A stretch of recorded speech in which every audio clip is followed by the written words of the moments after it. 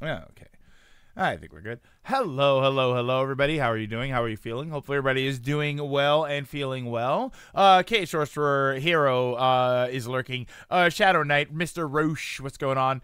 AGM, what's happening? Thank you so much for the warm welcome. Marcos, of course, what's going on? Everybody's doing okay. I hope you're having a good Friday so far. Hope you're ready for the weekend, ready for Saturday, right? Am I caught up? No, I don't. Shadow, I don't have a hi Shadow.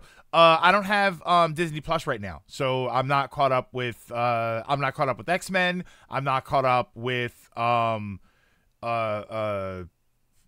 Batch. There was another show. I think there was another show that I was looking for. Yeah, my weekday.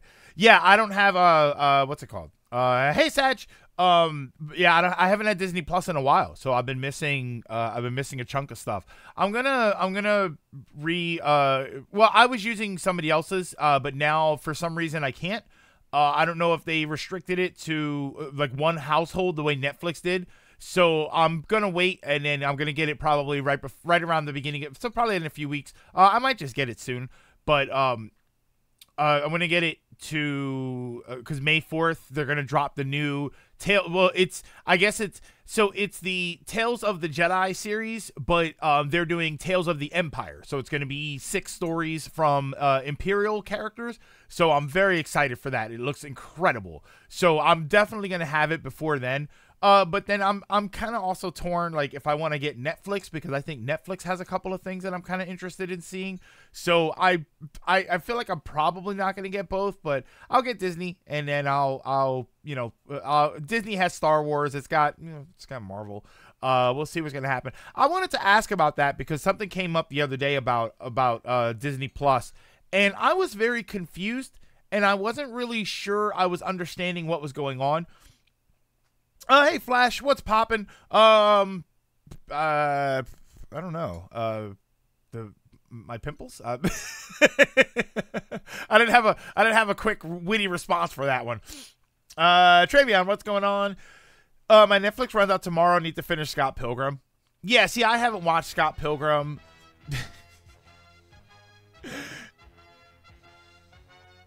What? I haven't watched Scott Pilgrim. I know people are kind of like pissed off about it, but Sonic Prime, I didn't finish that. I think there's some anime that popped up. Is what new? The playing all the video clips are new. Yeah, sound alerts, the thing that you guys use to play for channel points to make sounds. I didn't know. I don't know when they did it, but they added video clips. No, the Skeletor I always had. The Skeletor I have on my, I have that on my personal, where's that? I have that on my personal thing. But, the sound alerts thing added video clips. So now I can let everybody play video clips. Yeah, Castlevania Nocturne. That's the show that's one of the shows that I was thinking of. Yeah, there's just there's a lot of stuff that I haven't seen because I haven't had access to, I haven't had access to any of the streaming service. The only streaming service I've had access to is Crunchyroll, and what sucks is Crunchyroll it's because of my TV, because of the TV situation that I had. I have to watch on my PS5. So because I switched over from my PS4 to my PS5. The problem is my PS5 has been here. Because I've been playing Final Fantasy 16. So, and I'm just a lazy ass. I just don't feel like taking it down and setting it up on my TV again so that I can watch. I was watching Darling in the Franxx, which is an anime. And so I was watching that. And now, I think I have like 6 or 7 episodes left, but I haven't finished it. Please add the audio file for this. The Samus scream from Dread. What's up, buddy? Meow. Good enough. I got my new earphones and actual noise canceling. It's amazing. It's perfect to protect my autistic hearing and temper. Finally, I'll have quiet when I need it, which is always very nice. That's always very good. I wish Crunchyroll has more dubs. By the way, Disney Plus channel. Okay, yeah, that's exactly what I was going to ask you. Mecha Year. No, Mecha Year was last year, but I'm still. If I still pop up with something, there's a Stone. There's a game that's supposed to be coming out called Mecha Break that I'm kind of interested in. But you know, if something Mecha pops up, I'll definitely watch it. It's not like I'm against it or anything. And Disney Plus. I forget exactly what the breakdown is, but I think Disney Plus is supposed to get everything Macross.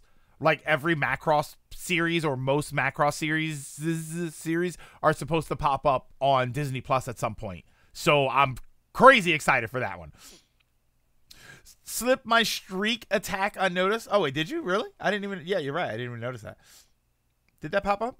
Oh, it did. Stone with the streak. Yeah, there goes Lilacs. There goes Lilacs 90 stream streak. Thank you so much. Disney Plus channels, basically it's just an extra option in the service, no additional cost. It just shows the movies it just has shows and movies scheduled to play. Shudder does the same for horror genres, and it's nice when you can't pick what to watch. Disney said it'll be stuff like you'll have the Star Wars channel, the Marvel channel, which is basically what we have. And you just like I want Star Wars today, but I don't know what. You hit the channel and drop into whatever show is running at the time slot. Okay, so that's exactly what I was going to ask you about, because people were like, channels are back. And I was like, what? I don't understand. Because they said, we're going to break it down from, Star Wars and Marvel. And I thought, but it's already broken down like that. I didn't really understand. So basically, they're just going to be autoplay channels. They're just going to be scheduled programming. It really is like TV is back. They're just scheduled program. They're just going to run a schedule. It sounds dumb, but how many people watch TV because they don't want to pick something? Like, you just plop down and you put something on. And yeah, time is a flat circle. It's like cable channels, but it's specifically to that section, so you only get Star Wars. So like how that one cable channel is all Law and Order all day long. USA was the channel that we had here. I don't know if it's called UK over there, but over here we used to have. I don't know if I say used to, but I don't know if we still do. But we used to have a channel called USA, and it was like from like 8 in the morning to 7 in the next morning. It was just Law and Order episodes all day long. It sounds dumb, but I used it so much on Shudder and found so many great movies that I wouldn't have picked. Free rolling ads. Well, I guess maybe they won't be ads, right? Having that schedule is probably good for filtering out the junk for your kid. Well, no, because then it's just going to be whatever's on the schedule. If anything, you'd filter out what your kids are going to watch by picking something. But then if you just want to sit down and watch something, or like you said, you don't know what you want to watch. I'm in a Star Wars mood, but I don't know if I want to go. Do I want to watch something prequels or OG or sequels? Do I want to watch a show, or do I want to put a movie on? Like, if you don't know, you just sit down and you put on the Star Wars channel, and there's something on. Which, by the way, the Star Wars channel sounds incredible. Hey, Dragoon, and hi, Hawk, and hi, everybody. If I've not said hello to you. I think the lower tier plans did say they'd have ads. Oh, so likely the channels is where they'll stick them rather than in the movies themselves. So like you finish a show, you get a few ads, and then you get the next show. You know what, Lilac?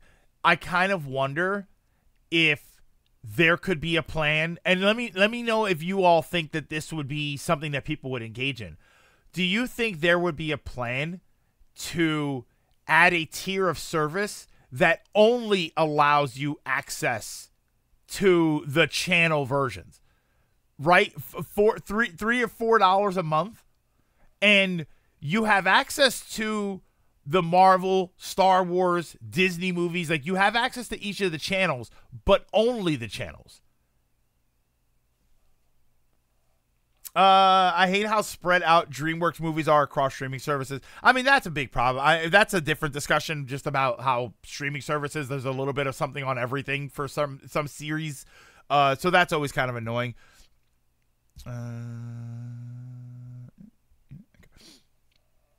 Yeah, that's what I was wondering about. So, okay, so that makes sense. I mean, again, it sounds weird when you think that on the same platform you have access to everything, But yeah, you're right. How many times do you sit down? I mean, I've had times where I sit down and I feel like watching Star Wars or something Star Warsy, and I end up watching YouTube. I go to YouTube and I watch clips, or I watch arcs from Clone Wars or Rebels. So this would be another alternative where it's just like, I'm just gonna let's see what's on. Let's see what Disney has decided to show me at this time today, and then I pop it on and it's Return of the Jedi. It's like, oh, okay, that's actually kind of cool. That's my issue with Pokemon, at least over here. To watch all the Pokemon anime, you need like 4 or 5 streaming services. Also watch someone beat 16 DLC, and he put it best. If you really like 16's combat specifically, you're really going to enjoy it. But if not, it's kind of a slog, and all the bosses have lots of so they're very tanky bosses. So it's a later for me. Yeah, how many times have you been in the mood to watch something and just scroll through all the options? Yeah. My favorite show to watch on Netflix is scrolling looking for something. The problem with that, though, the one thing I would say against that is I know Netflix had it. I don't know if Disney Plus had it, but Netflix used to have like a feeling lucky button, and based on like what you watch and your recommendations, it would pick something for you. So there is some version of that.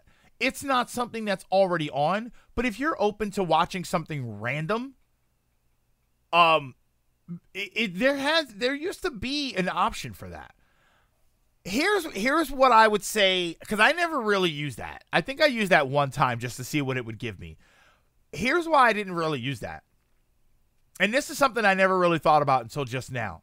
How many movies and TV shows especially have you gotten into in your life because you came in at some point in the middle?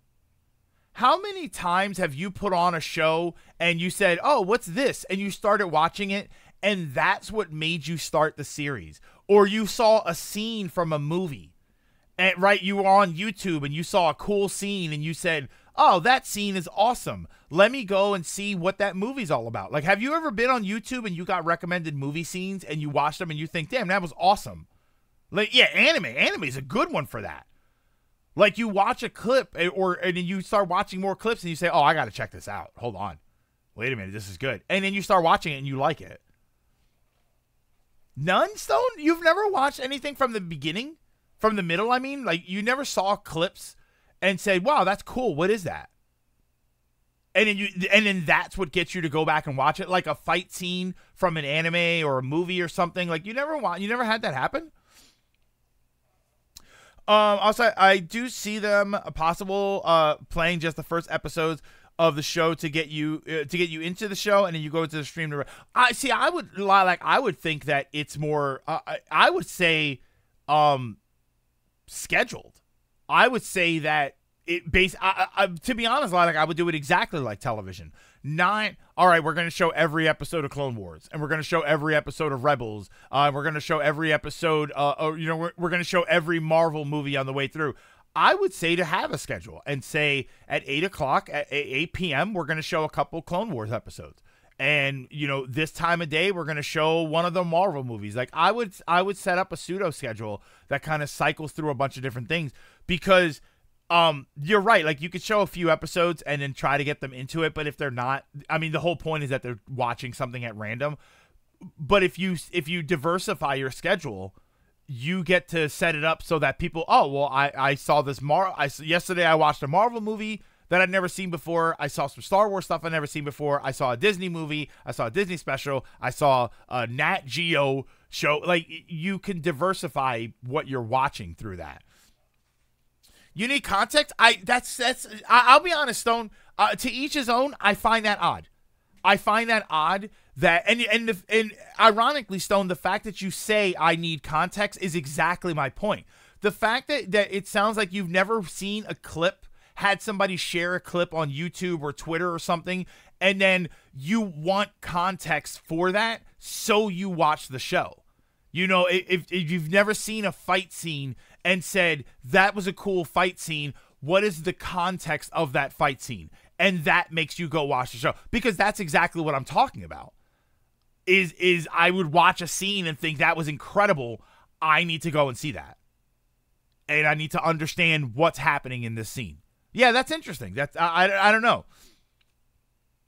I don't know how many clips or parts of the movie I've seen. I've yet to watch Titanic in full. Somebody mentioned Dr. House. Like Dr. House, Sopranos.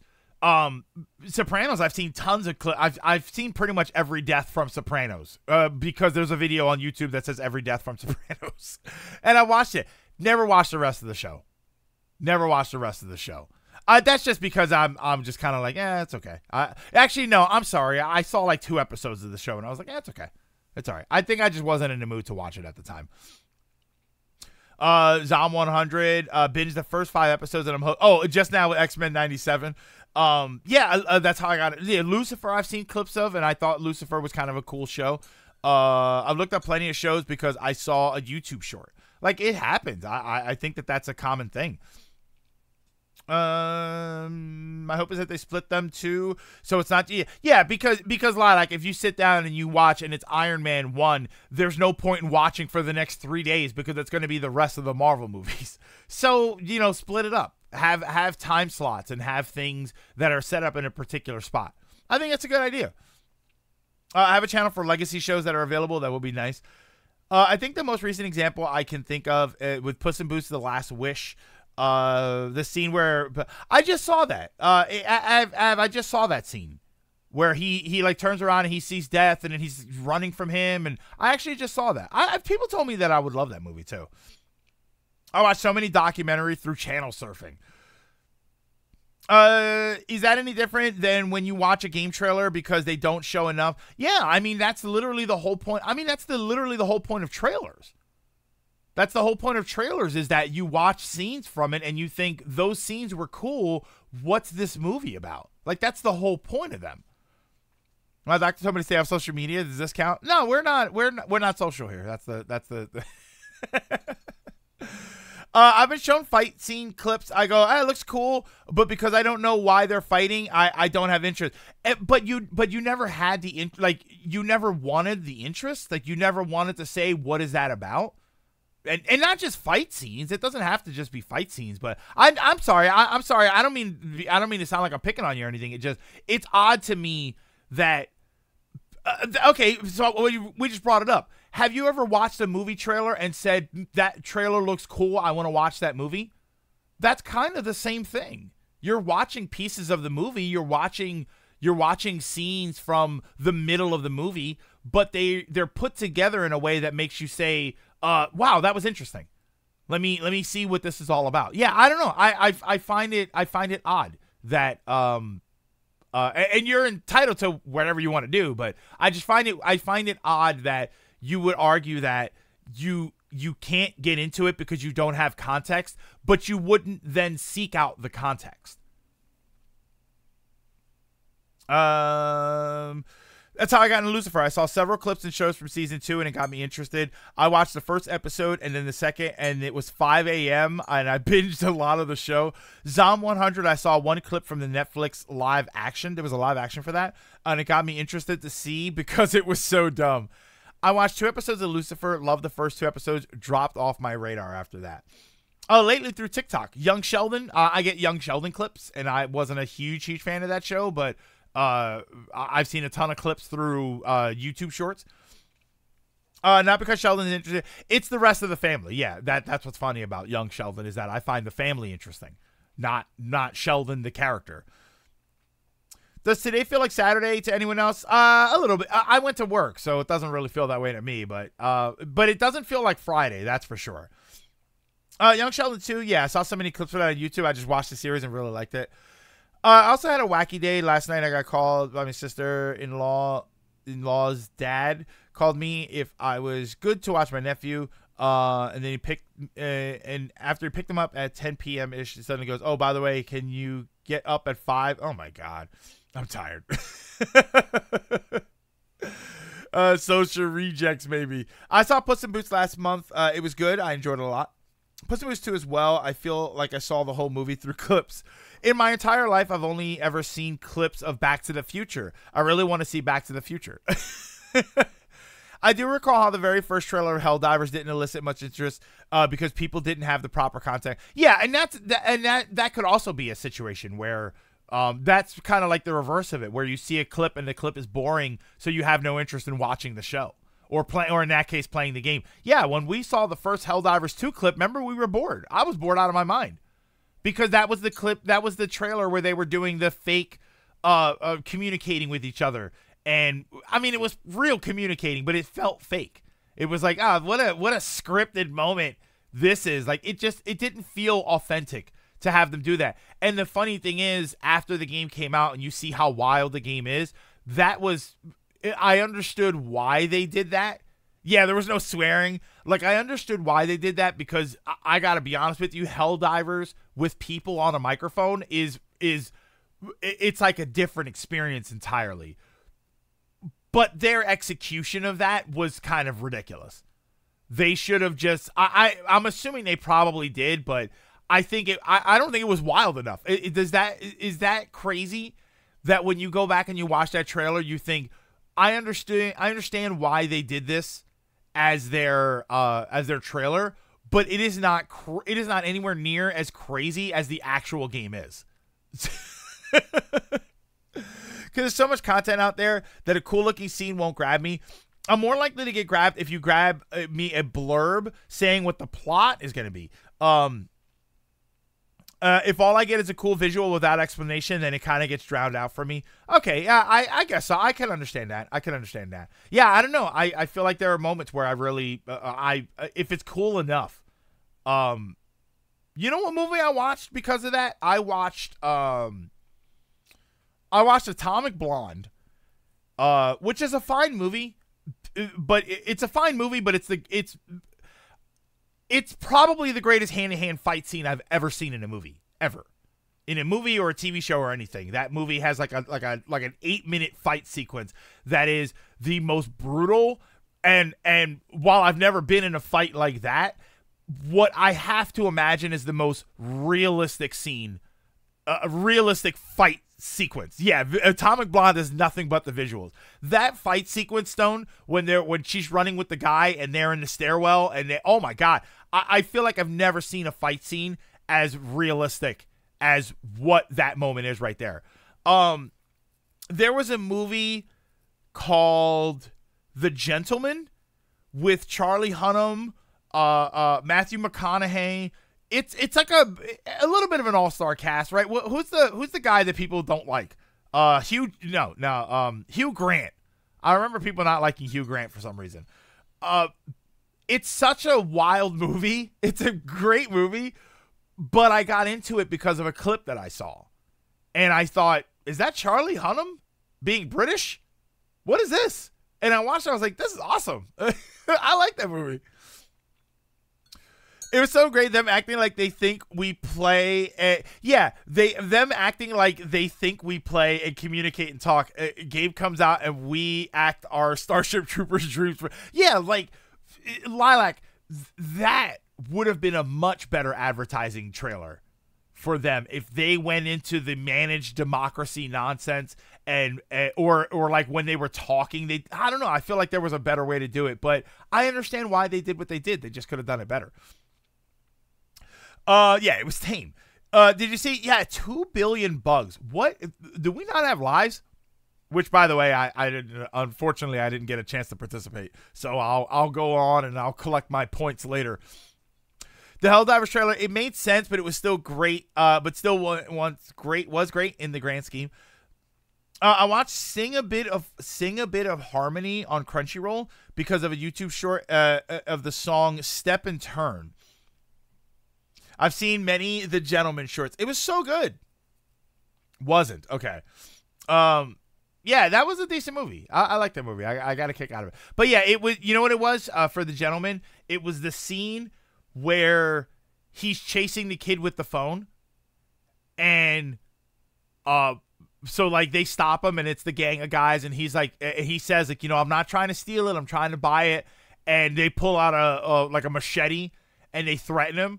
So he pulls out an MP5 and he fires into the air. It's such a great moment. But that scene, I saw in a short, and I thought, what in the world is this? What? This is awesome.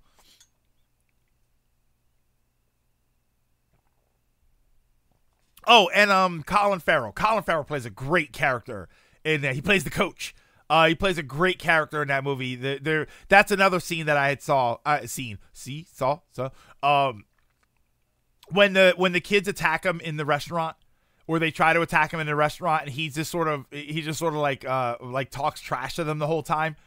And then at the end, he tells them, come on down to the gym. We'll see what we can do with you. And like he kind of like recruits them because they basically try and attack him, and he just insults them the entire time. So at the end of the sequence, he just says, come on down to the gym. We'll see what we can do with you. And he recruits them. Hey, Trios. I found the clip from Zom 100. So this is... Okay. I'll leave that there because I don't want to get demonetized. So the VOD from yesterday when we watched the Nintendo Direct got completely demonetized. Like, not limited or like sharing your revenue or something. I didn't get copyright striked. But it says you're allowed to play the music, but you can't monetize the video. It was the sizzle reel music. It was the music from the sizzle reel that did it. So, but oh no, there's 2 cents I'm never gonna see again. I'm not really gonna make a big deal about it. Just getting the food ready, making a chicken sandwich. I watched the 4Kids dubbed episodes of Tokyo Mew Mew after I saw it in a video showcasing a Winx Club transformation parallels to other magical girl shows. Does that count? There was a show that I wanted to see, and I get paid for my VOD. Well, I send my VODs over to YouTube now. I've been trying to keep up with that, so my VODs have been going over to YouTube. YouTube's where I got demonetized. Yeah, for the stream. It wasn't Tokyo Mew Mew. It was a clip, and you guys are going to know exactly what I'm talking about once I say it. It was a clip of a magical girl transformation, but from the perspective of what everyone else sees. So, like, how there's the whole magical, like, there's the background changes, and then they get naked, and then there's the magical clothes start appearing on them and stuff. But all of that was happening in this bubble around the person, and everybody else was standing there going, they were all amazed at this thing that was happening. And I remember I saw that clip, and my thought was, that's hysterical. What show is this? Plastic Nissan. It's basically a collection of shorts. It's anime shorts called Plastic Nissan, and that I first saw from clips. That was do I have that clip? I used to keep that clip here. No, it's not that one. I don't think I have it. I don't think I have it here anymore. I used to have it here. The clip where the guy he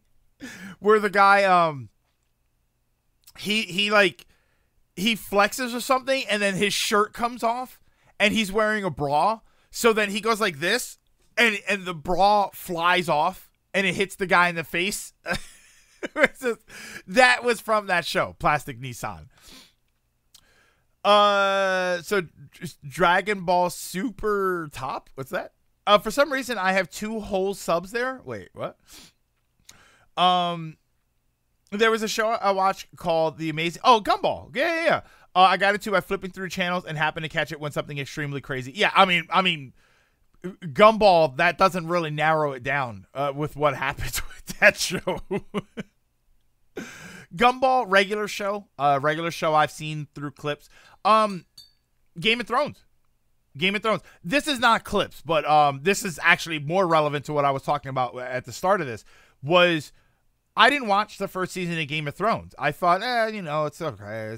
It's probably just, it's they've got swords, but it's, it felt like a political drama. Like the way they advertise it and the way I heard people talk about Game of Thrones, it sounded like it was a political drama. And I turned on HBO, and I happened to see, I was in the middle of the second episode of the second season, and I was immediately hooked. I immediately wanted to know what was going on, so I went back and watched it. And I finished season 1 and I got caught up and I thought, this is awesome. And I was hooked on the show ever since then. Fiona and Cake for me. By the way, that shirt I posted, you can mute it. It's all in Japanese subtitles and the rest. Okay, and the rest is screaming. Hold on. So let me mute it and then I'll play it here. Oh, it's not subtitled, that's for sure. I mean, it's kind of wild to look at.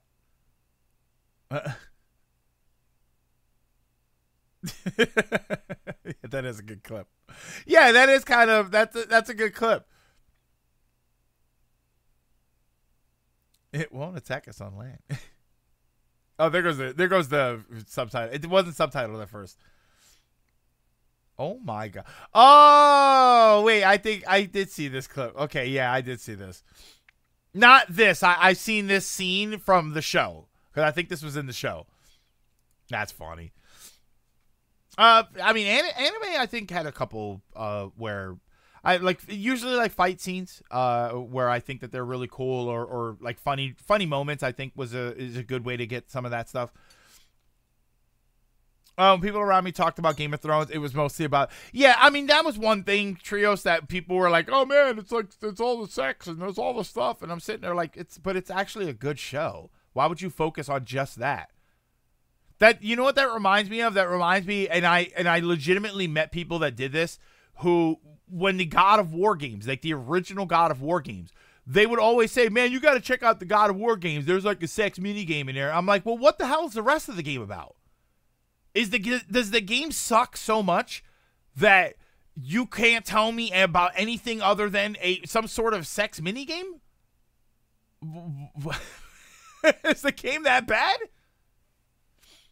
It's such a dumb thing, and I was like, I'm all in. I had an encounter with a Yellow Jacket. What's the current topic? Shows and movies that you probably got into because you saw a clip. Yeah, it's on HBO. It's not surprising. I mean, it's a bit aggressive for even HBO, I think. Bear in mind, I'm also somebody who never watched Band of Brothers. I heard Band of Brothers was pretty violent.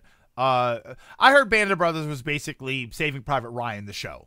So, of course, that was going to be a bit visceral, but it's going to be visceral as far as, you know, violence and blood and guts and stuff. But it's not going to be what Game of Thrones was. Yeah, Band of Brothers is rough. Yeah, yes, the whole reason I play God of War. I'm not a fan of the older God of War games. I'm not a fan. I'm not a fan of Kratos at that time. I don't like the rage character. It just didn't interest me. It just didn't interest me. And for all I know, if I actually played the games, I would actually like them. But the character itself just didn't interest me.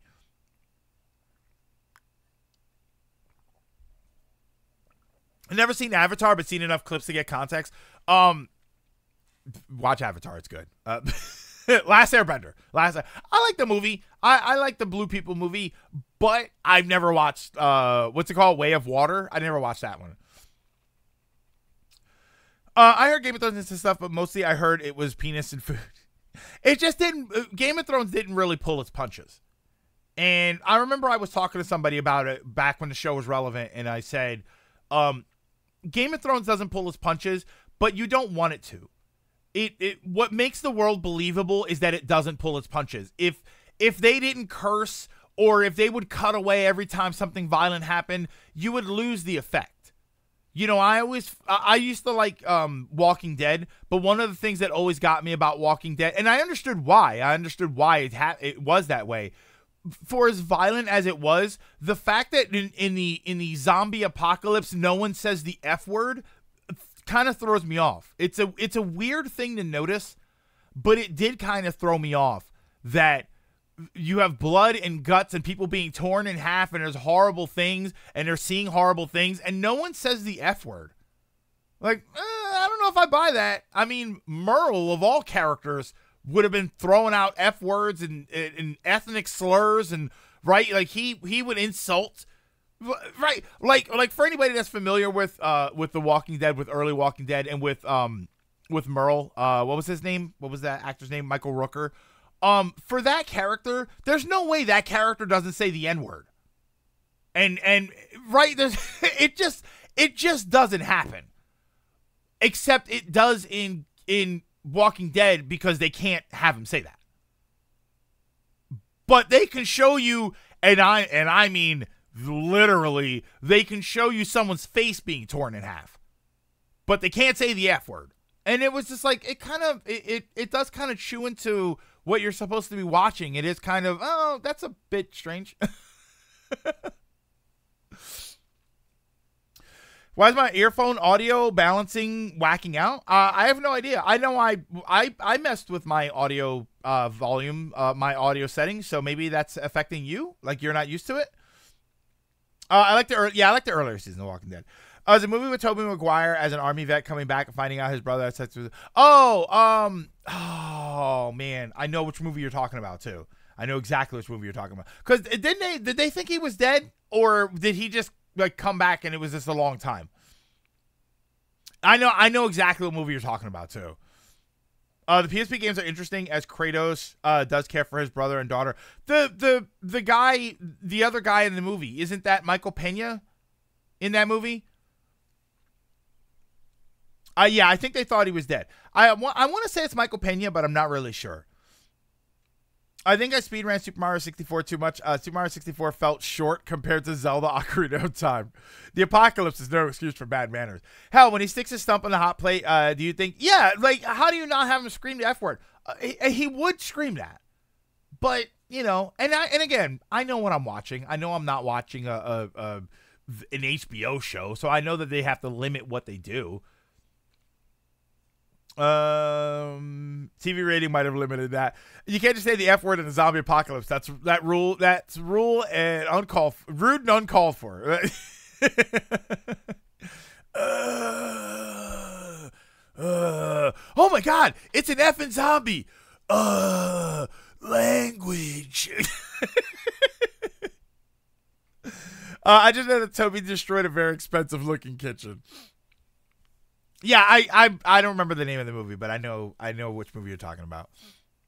Oh, fire truck. To me, weird side tangent here. I think if you're gonna replace the F word, there's like fudge and fire, like you said, fire truck. I think there is nothing funnier than fiddlesticks. I think if something bad happens and you say fiddlesticks, I think it's hysterical. I don't know why. I don't know why. I think fiddlesticks as a replacement, I think it's better than fudge. I think it's better than the actual F word. Zombies are attracted to sweat. It's true. Don't Google it. You can't say you'll shag the zombie's mother's corpse. That's uncalled for. But it's also a strange thing. Like you said, they can show your face getting ripped in half, but also they show in great detail him chopping his arm off and sticking it on a hot plate. That's fine, but God forbid he says a naughty word like that. I've always had a problem with that lie. Like I've always had a problem with the fact that in American media you can show a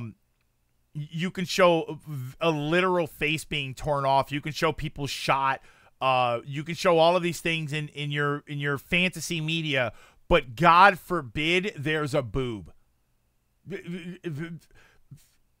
Torn your face off, ripped them in half, but the shirt better stay on and it better stay in every possible place it's supposed to stay. Otherwise you get in trouble. Like, that's so wild to me. Holy crap, it's a zombie.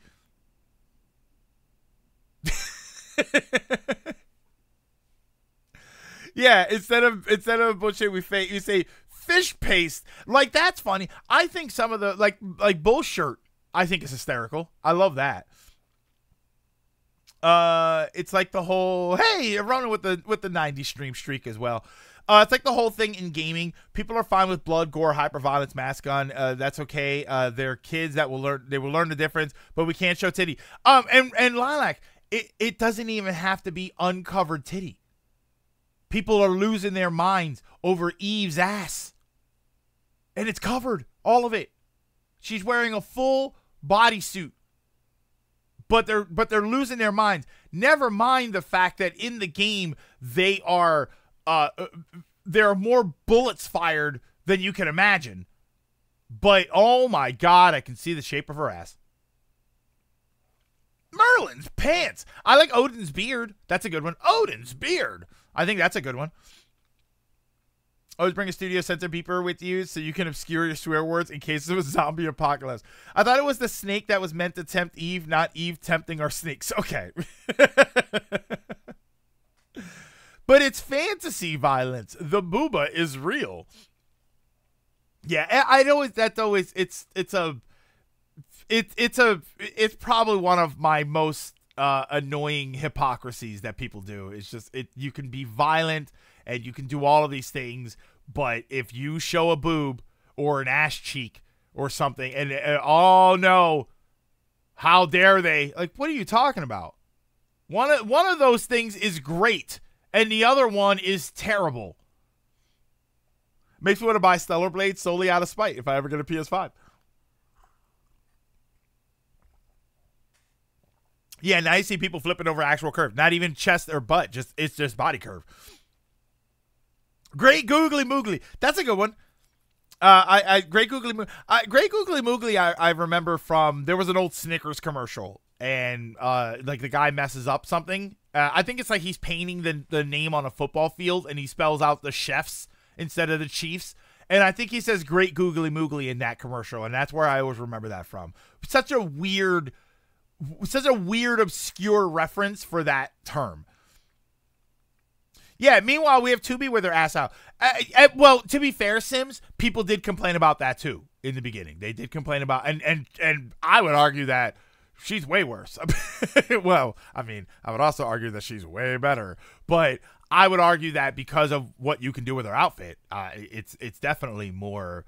It's kind of like the the Stellar Blade situation that I was talking about, where it's so obvious. It's not like they're trying to sneak one past you, right? This whole thing about 2B being attractive and Eve being attractive in Stellar Blade, they're not pulling a fast one on you. They're like, oh, look at these horny nerds. It's like, yeah, agreed.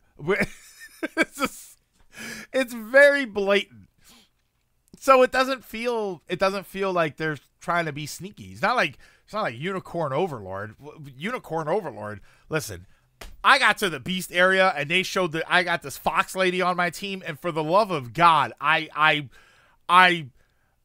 think I'm not a furry. I'm not entirely sure. All I know is I see this character and I thought, I posted on Twitter, so I was like, come on, man. I think I'm not a furry. I'm not sure. Instead of saying, oh my God, we say, by the power of Grayskull. I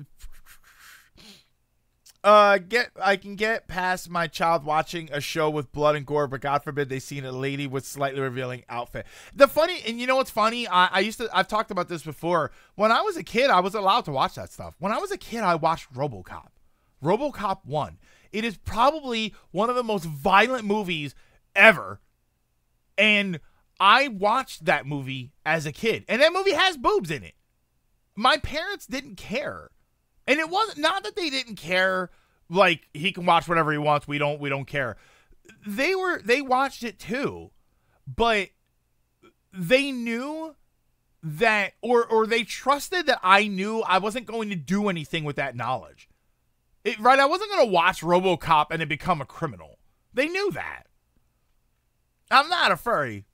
But RC, which character, from RoboCop or from Unicorn Overlord? I passed a short yesterday that was on the violence versus nudity thing. Do I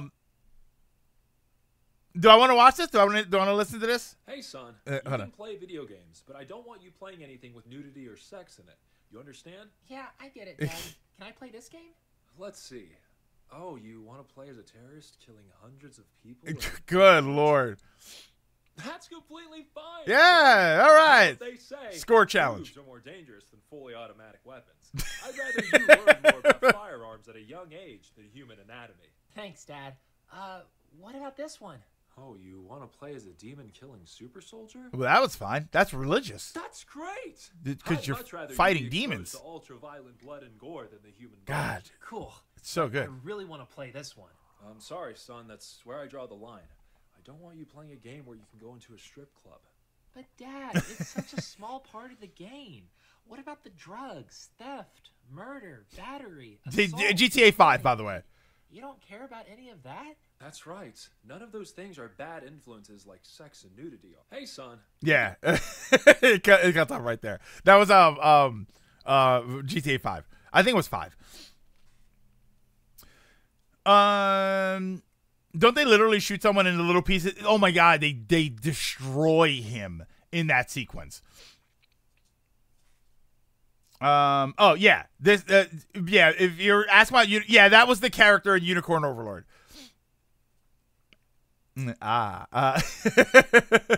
I saw the Titanic sex scene at 7 with 7-year-old my entire family. Nothing makes you more uncomfortable as a child than your family watching a movie and a scene like that comes on and you're just supposed to act like you don't find it weird.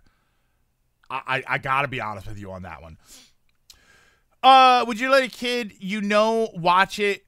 Ooh, yeah, but to a point we mentioned earlier before, would you let a kid watch it with you now? See, I don't. You know what? I'm gonna sidestep that question by Dragoon. I'm gonna cheat on that question and sidestep it by saying I don't have kids of my own, so I don't know how I would raise them. Like I don't know if I don't know if I'd want them watching that, but I know that I would be okay with them playing violent video games. Isn't that strange?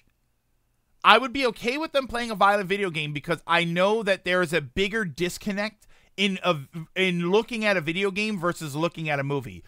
But as far as letting a kid watch it, I don't know because I don't know how I would feel knowing that my kid is watching that. I'd argue we do have people flipping over violence, but they lost the battle because of Jack Thompson. The F word through passive listening when I was not. Yeah, exactly. Right. It's amazing that you can't hear it, but then you hear it everywhere else. Yeah, the first scene was brutal in RoboCop. How do you think parents reacted to kids playing Ocarina of Time when the Great Fairy showed up? Funny thing, when I asked my parents why they let me see that, they thought I wasn't in the room. They thought I was in my room playing GameCube. Interesting. I can tell you something more uncomfortable. We can't have them acknowledge sex exists except when we decide to acknowledge that sex exists. I'm opening at Unicorn Overlord, but sadly they haven't started selling it over there. Interesting. My parents let me watch Jurassic Park as a kid, and they have characters getting eaten alive as well as a severed arm. But if something had an uncovered boob in it, I was like Jurassic Park. People took their kids to watch Jurassic Park, and Jurassic Park has a moment where a Tyrannosaurus Rex eats a guy and bites him in half. And it was like a funny scene with a goat or something. Like, it's insane what's in those movies. But as long as there's not boob, you're okay. I'll say yes, because the point of PG is that an adult has to be present. Yeah, I mean, that's a, PG became the kids movie thing, and then G became the toddler movie thing, when realistically PG, kids can watch PG, it's just they need parental guidance. But parental guidance means that it's up to the parent to decide whether or not the kid is okay to watch that, and some parents can decide, I'm not okay with my kid watching that. Just think, Star Wars Episode 4, New Hope. There are parents out there that might have seen the beginning of that movie and thought that was too violent. It opens up, there's a slaughter in the hallway. A few scenes later, not a few scenes, but a little bit later, there's a guy that gets his arm cut off, and they show his bloody arm on the ground. There are parents out there that probably said, "No, I don't want my kid watching that."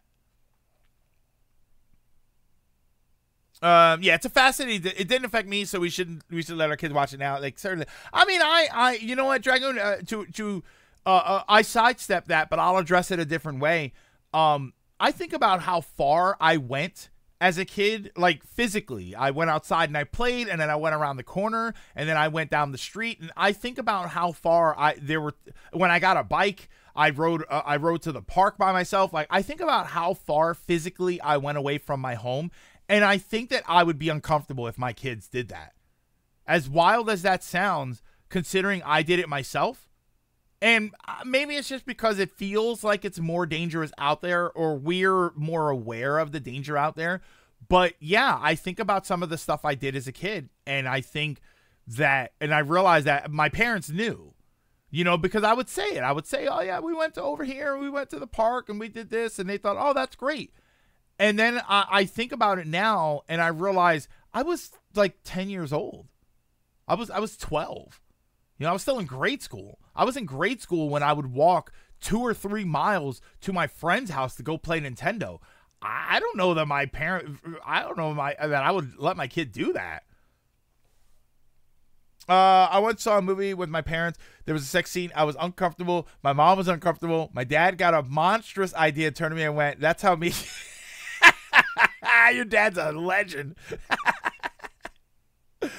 Meanwhile, nowadays, I think the reason why sex is taking more spotlight than violence is because right now sex in media is a major concern. Violence is mostly on gaming discourse, but in general, because of the many controversies, I think sex is major. I would argue, AGM, that violence doesn't feel like the bigger concern because violence is just everywhere. I think that's the problem, is you can't escape it. Everything has some element of violence in it. The violence that we see is more extreme than we've ever seen, and I don't just mean video games. I think that there are more violent scenes in movies than we've ever seen. I think that one of the reasons something like Saving Private Ryan was so known, not only was it a good movie, but it was a very brutal movie. And now we have tons of movies like that. There are tons of things out there. There are shows that you can watch on your streaming services that put Saving Private Ryan to shame for as violent as they are. But sex is still the thing that's stigmatized. So the violence has ramped up completely. Horror movies, think about what horror movies were in the 70s. Right? Think about the horror movie twist at the end of Psycho. What was the twist? His mother was dead. She was in the chair. He turned the chair around and there was a skeleton with a wig. Oh my God. Are you crazy? Nowadays, yeah, oh my God, spoilers. That's a kid's show. Nowadays, there was more violent stuff in Avatar and Korra. Right, Korra, obviously not gory, because, I mean, the skeleton wasn't exactly gory, but they killed the Earth Queen in that show. It was the stuff that's for kids was way worse. I was literally watching, wait, the original movie? Yeah, Korra has some messed up stuff, and that was on Nickelodeon. The monster said it's clobbering time. Ruined the movie for everyone. Mother Bates was dead all along. My bub. That was my dad. We're making such a point to avoid answering. Even I do it. Shows how complicated it really is as a question. To be fair, would you want to have sex on the island with dinosaurs rampaging? I mean, you know, if I gotta go, you know. If I gotta go, I don't know, have fun while I'm going. I think it's because violence is so normalized in today's world. You know, and not just the news, just talking about it in general. You know, a guy, and we haven't even, social media hasn't even entered the chat yet. The amount of horrible things you can see on social media, it dwarfs anything else. You know, and it's real violence. It's not fake. You can go on social media and see real violence. You know, there have been horrible things that have happened. And so people, you know, we used to have, I mentioned it before, we used to have these video cassettes that you would order. They had commercials for them. They were Faces of Death. And that's what they were. It was like real deaths caught on camera. You'd see commercials for it on television. And it's like Faces of Death and banned from television. And that's what they were. It was real life things that happened and were caught on camera, and it was terrible tragedies that happened to people. And I think there were like 3 banned from television videos and 1 video for Faces of Death. There might have been more. Now you just go to a social media page. You just go to Twitter and you type something in, and it comes up. It's terrible. That's way worse because it's real. I read the controversy and outrage for Psycho wasn't even for the stabbing or the themes, but for having the first flushing toilet in movie. Like think about how ridiculous it was back then, and that was the height of. That's why I always give it up to. I think it was the '73 Texas Chainsaw Massacre. I always give it up to that movie because there's a scene where the guy gets run over by an 18-wheeler, and this is back in the day, so they basically threw a dummy under an 18-wheeler, and that was the whole sequence, and like that was even that back then. Oh yeah, there you go, Wing. Even that back then was like, that's pretty brutal. That's pretty rough for back then. Even by today's standards, I think that's a bit rough. Yeah, if I'm about to die, yeah. They showed Dragon Ball Z on Fox Kids. Some edited stuff. It was a sled. It was a sled from when he was a kid. I just saved Stone. I just saved you 2 long boobless hours.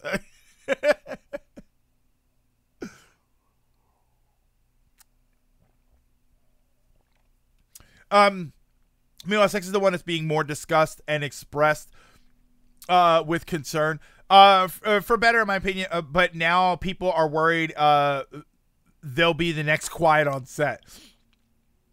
To be fair to the conundrum, we watched violent movies as a kid, but my dad would literally stop the movie and explain how they made certain. See, your dad did that. My dad didn't do that. He used to work in TV, movies, and commercial setup, so he knew how it worked. See, but that Dragoon, the fact that he worked in that environment, it doesn't sound like he was telling you that to discourage you from like violent thoughts or anything. It sounded like he was telling you that because he just found it interesting. Oh, see that blood there? There's a scene in My Dress Up Darling where Marin wants to watch a scary movie, so she makes what's his name watch it with her, but he's worried because he doesn't really watch scary movies. By the end, she's terrified, and he's sitting there like, "Oh, I wonder how they did that fake blood." And he's rewinding it. That's such a great moment. Gojo. Yeah, and he's like, "Oh, I wonder how they did the fake blood there," and he's rewinding it, and it's hysterical. British PSAs in general were very, very brutal. Yeah, you can tell it's a dummy, but it's pretty effed. It really is. Soylent Green is people. I mean, Soylent Green is people. That's a good one. That I feel like, Wing. I feel like if you made Soylent Green nowadays, the movie, I feel like that entire sequence would be a lot more brutal, right? If the scene when he goes to the factory, I think would be a lot more brutal than it was back then. But that was the big revelation. Not to mention that movie, I feel like movies like Soylent Green, Logan's Run, THX 1138, I feel like movies like that are a bit more relevant than people think. To nowadays. My older sister showed me Scream, a Scary Movie 1, and The Ring as a kid. Yeah, Dragon's Dad how it's supposed to be. He made it clear if we even did anything like that, he'd be furious. He also explained so we'd know that's not how that would work. The Mummy movie shows all 3 in it. Remember when Watership Down was a kid's movie to see in school? See, you guys had that. I didn't have Watership Down.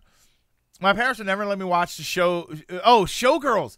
But my older brother, on the other hand, Showgirls was always interesting because Showgirls was NC-17, and that was an interesting movie because it wasn't. I understand why it was NC-17. It had nudity and stuff, but it wasn't.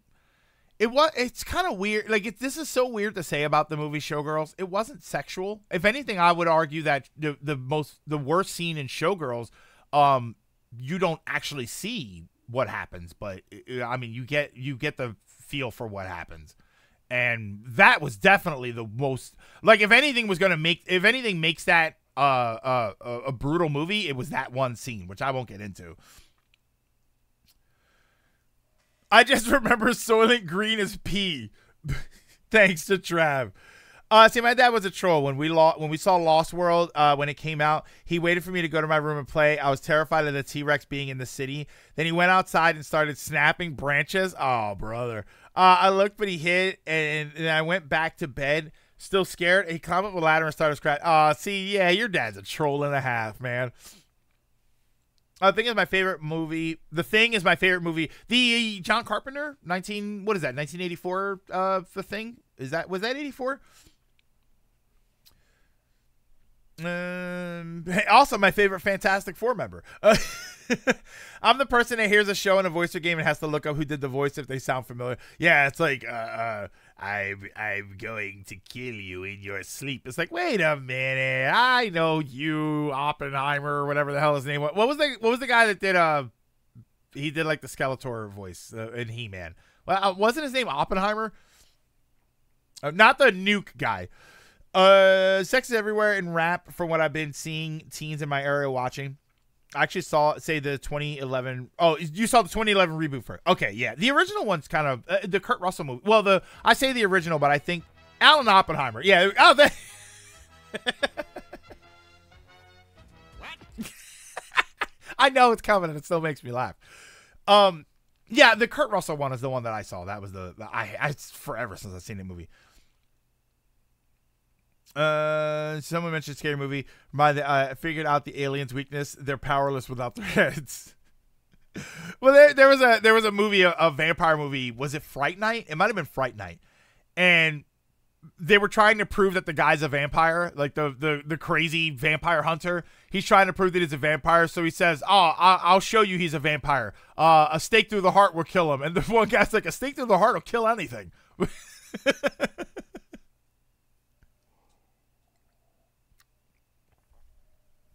I only saw the first two scary movies. I was like, yeah, that's okay. They weren't my favorite. I think the problem with the scary movie is that, it became a franchise unto itself. So it basically started parodying itself. And I think that kind of defeats the purpose of those parody movies, because that's what it was supposed to be. I think something like Don't Be a Menace to South Central While Drinking Your Juice in the Hood, I think that's a great parody movie. I probably think the best one of those movies was Not Another Teen Movie. I think that was, Not Another Teen. See, I love Not Another Teen Movie. I thought the movie's hilarious. I think that movie is hysterical, and it's a great send up to those things. I did like Vampires Suck.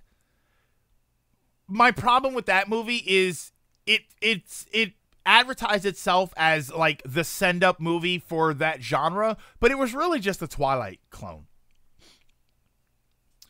What was that movie title? It was called Don't Be a Menace to South Central While Drinking Your Juice in the Hood. It's supposed to be like a bunch of different because Don't Be a Menace to Society was one of the movies. Don't Be a Menace. South Central was a movie. Don't Be a Menace to South Central.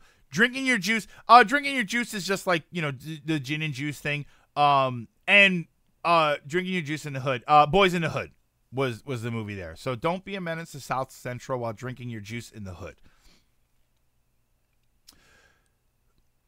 Scary Movie went downhill when the Wayans brothers weren't working on him anymore. And Don't Be a Menace is a Wayans brothers movie. Don't Be a Menace is a Wayans brothers. They're in the movie. They're the stars in the movie.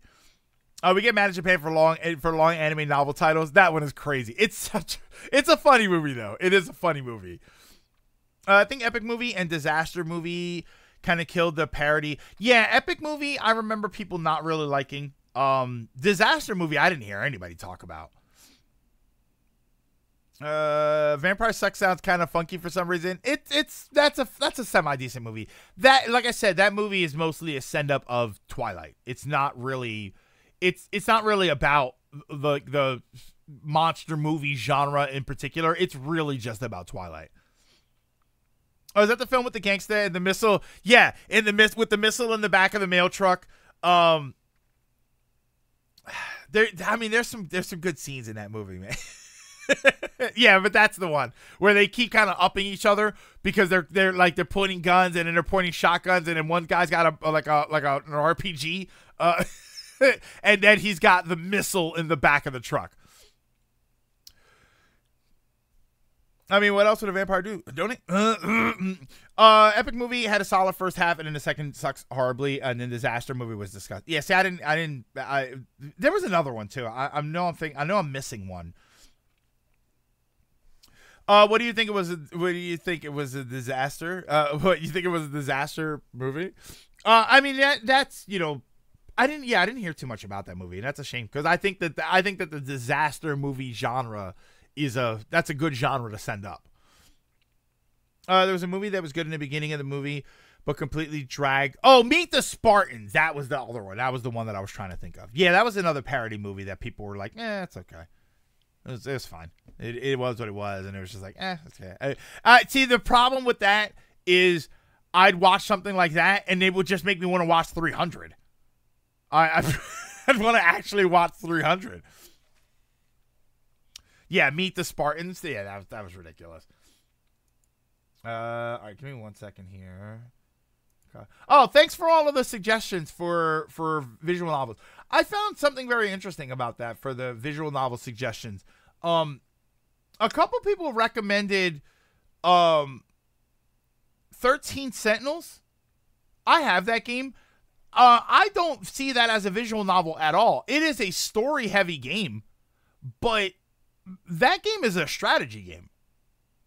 So I found it interesting that more than one person recommended that game as a visual novel.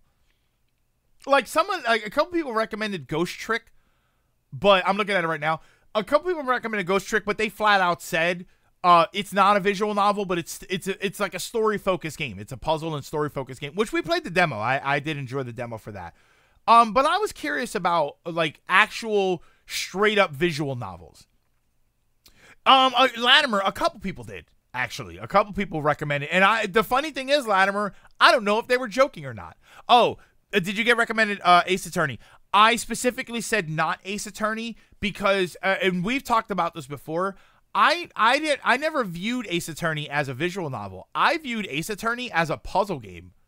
And, but that actually is what got me thinking. That's why I wanted to bring it up here. Yeah, Sakura Wars could be a solid visual novel. That's what got me thinking about that. That and the 13 Sentinels thing. In an average visual novel, I'll let Flash have a good one. In an average visual novel, right? The stereotypical VN. How much gameplay is there? Because, yeah, see, I see Ace Attorney as a visual novel point and click. So, Clannad, someone mentioned Clannad. I always said Clannad. Yes, someone recommended Digimon Survive. How much activity is there usually? I always assumed that visual novels, for the most part, were point-and-click choice adventures, right? Choose-your-own-adventure type thing. So it threw me off when someone recommended 13 Sentinels. And I called out Ace Attorney specifically because, like I said, I see that as a puzzle game with a strong visual novel coat of paint on it. Doki Doki Literature Club. I think that's a pretty good example. The problem with that is that I went into that game knowing that there was something wrong with it, right? That it wasn't going to be your standard romance schlock. A couple people Elliot, I was about to say that, and once they said it, I thought of you. A couple people tried to say Hatoful Boyfriend, and that's another one. I can't tell if they were joking or not. I don't know if they were joking or not about a Hatoful Boyfriend. And I Love Colonel. The I Love Colonel Sanders one was the one that I was interested in looking at, and I never got to see it. Coffee Talk. Yeah, someone recommended Coffee Talk. Very minimum for Sakura Wars. It's mostly visual novel with some action levels, very far between. Visual novels for me have the gameplay of a DVD. Yeah, and Stone, and that's kind of why one popped up on my feed for like it's on the Switch now and it's $50, and I remember I looked them up. I think we've had this conversation before too. I remember I looked them up. And what got me about visual novels, yeah, Fate Stay Night people recommended. Valhalla, VA 11 Hall 1 Valhalla. I think Digimanda was the first one to recommend that one. What got me about when I looked up visual novels, because I remember thinking before that I thought about this and like, where would I start? Like, how much are they to get into? I am amazed at the price of some of these games. It amazes me that it feels like there are thousands of these games, and they're all like they retain their value very, very well. So that makes me curious about them. It makes me curious to know, what is it about these games that not only are they just loved in general, but they retain their value a lot. See, they're books with visuals and audio added on, but I guess because it's the choose your own adventure, you can sort of, it's like Baldur's Gate has real gameplay, but I guess because there's so many paths that you can take, and every version is going to be different. Like, I know that there's the cliche of the romance visual novels where, I'm going to play through it over and over again and get every character, like romance every character. So I know that there's that as an aspect. Hey, D, I think you might dig Nonary games. Tsukihime? Steins Gate. Stay away from anything Fate. It's very deep rabbit hole that leads to very messed up stuff. That's because while they tend to be good, but also tend to get one production and then don't get reprinted ever again. I've recently seen odd SFM shorts based on Fate characters. I think there's one called Slay the Princess. Visual novel are usually linear with a couple of big branching story paths, but a lot of tiny dead ends. So that's kind of what I'm like. That's Gold. That's a choose your own adventure book. That's what they were always like, because there were paths that you can take in a choose your own adventure, and then your character dies. Digimon Survive would probably be, see, and somebody recommended Digimon Survive, and my thought was, is that a joke? Like, I literally just don't know. Will probably be more up your alley due to the tactics style battles that do pop. Well, Sakura Wars, I think, has strategy style battles. And again, maybe that, you know what? I wonder if that's why I dropped 13 Sentinels. Because I played 13 Sentinels as a strategy game with some story. But if people are recommending that to me as a visual novel, I wonder if that game is actually more about story than anything else. But I liked the gameplay in that game. I thought that the gameplay was fun. Did anyone recommend Dream? Nobody recommended Dream Daddy. No one recommended F Mr. Hatcher. So, no. My main recommendation for a visual novel would be Sakura Wars. Not joking, I think you would like it. There's also a Dark Souls of VN I play called Love Live the Queen. Love Live? Is it Love Live or Long Live? Digimon Survive is a visual novel with turn-based battles. And like a Souls game, the princess will die over and over until you can get her to week 50. Digimon Survive is 80% visual novel segments, 20% tactical RPG.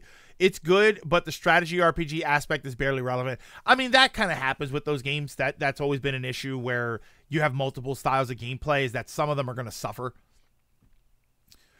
Oh, I mean, the battles in Digimon Survive are very tactics-like. To be fair, were planned to be a bigger part of the game until the developer stole the money and Bandai had to pay someone else to finish the game.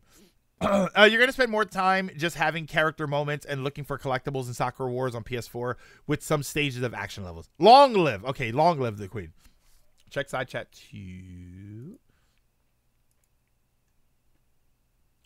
That's Slay the Princess. Okay.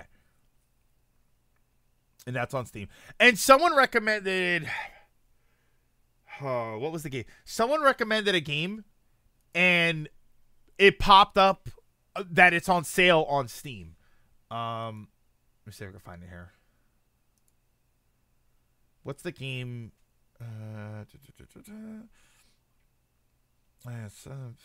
Sentinels.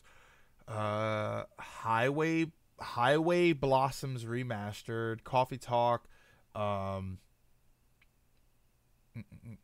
Ghost Trick. I'm looking through the answers. the replies. One of them, there's a game that popped up that was on sale.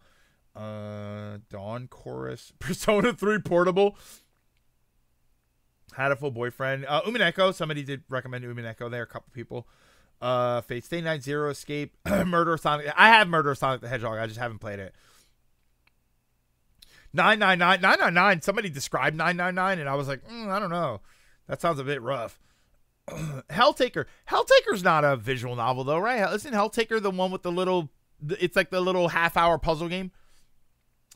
Clannad, Steins Gate, Data Live, Blaze... Does Blaze Blue count? Digimon Survive. It's not... It isn't any of these. None of these jump off as they were the ones that I was looking for. Zero Escape, Hatful Boyfriend, Umineko, Dawn Chorus, 999, Pizza Delivery Boy Who Saved the World, Danganronpa. Somebody, Gold. We said the same exact time. What is it, Jinx? Full visual novel, Soccer Wars. Somebody mentioned Soccer Wars. It might be Coffee Talk that I saw was on sale.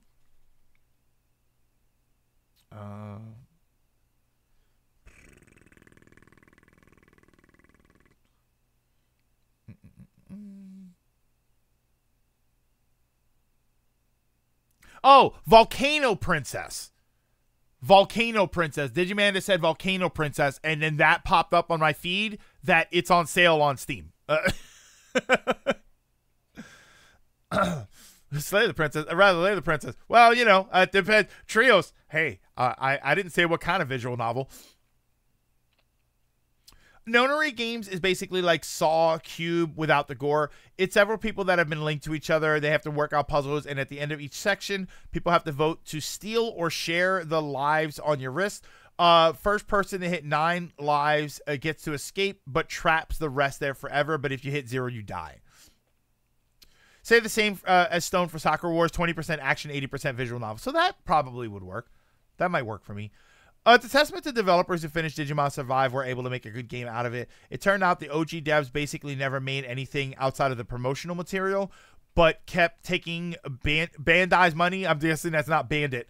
Bandai's money and saying, it's going well. Persona Social Links may as well be visual novel. Yeah, Kia. Social, I mean, it's funny that I'm asking because visual novels are basically social links to the game. But at least I go into it knowing that's the game. Blaze Blue has visual novel. See, again, Ronan, somebody asked me about Blaze Blue. They mentioned Blaze Blue, and I thought it was a joke. Like, I had no idea. Yeah, but I never played Danganronpa. What sparked this interest in visual novels? I'm always kind of curious about visual novels. I'm always interested to understand. One thing about me is that if I don't like something, I just don't like something. I'll try it if it's accessible to me. I'll try it, but if I don't like it, I don't like it. But I'm always more fascinated by the things that people do like. So I think about how some people say they love a good story in a game, and then some people say that they don't love a good story in a game, or they don't care, or they don't love gameplay, or they love gameplay.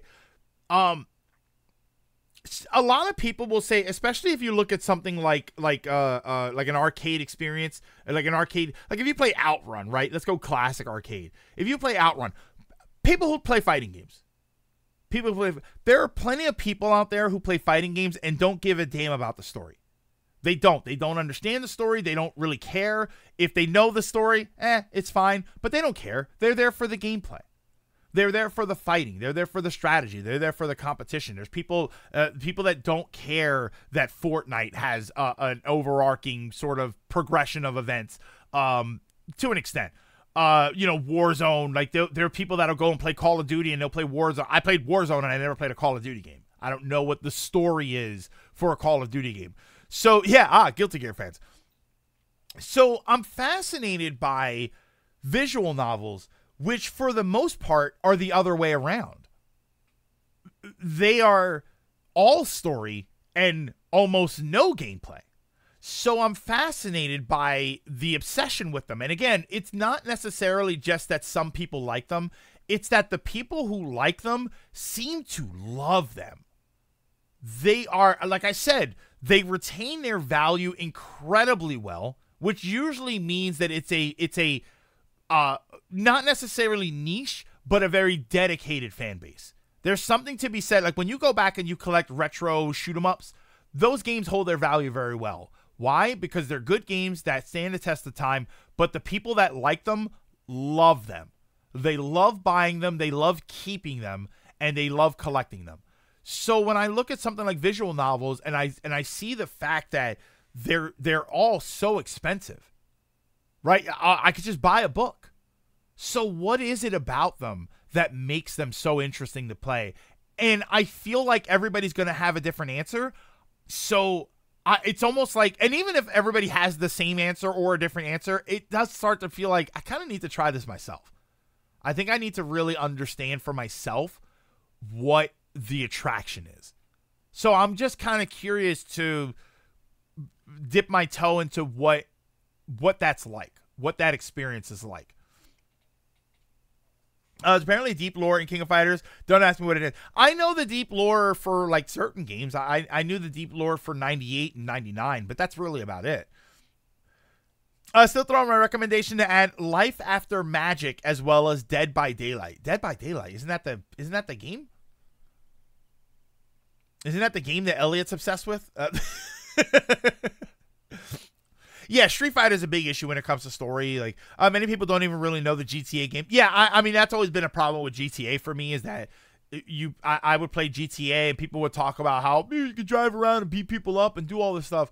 And I'm sitting there like, yeah, okay, is there a story involved in all of this? Is there something happening that I'm supposed to care about? Because if I'm just supposed to drive around and beat people up, that's about 30 minutes of gameplay. And then I don't want to do it anymore. Visual novel basically like reading a good book. But it also seems to go a lot of places. And that's my point, is that if a visual novel was just like reading a good book, why wouldn't you go buy a good book? Why wouldn't you buy a book that is significantly cheaper than $60 or $70 or $100? People drop a lot of money into the visual novel genre. So that's kind of what made me curious about it. Like, what is it about them that you don't just buy a book? You spend $70 on a game. You go into visual novels with a different mindset, but Persona, you expect an RPG, so it kind of throws you off, which I think was the 13 Sentinels problem. 13 Sentinels had an interesting story, and there was a lot of cutscenes that explain a lot of stuff, but I was sitting there thinking, I want to get back to the gameplay, because I put that game in to play a game. I didn't approach 13 Sentinels as a visual novel, so when I wasn't playing the game, I thought it was dragging on too long. But apparently, no, it does kind of come across as a visual novel.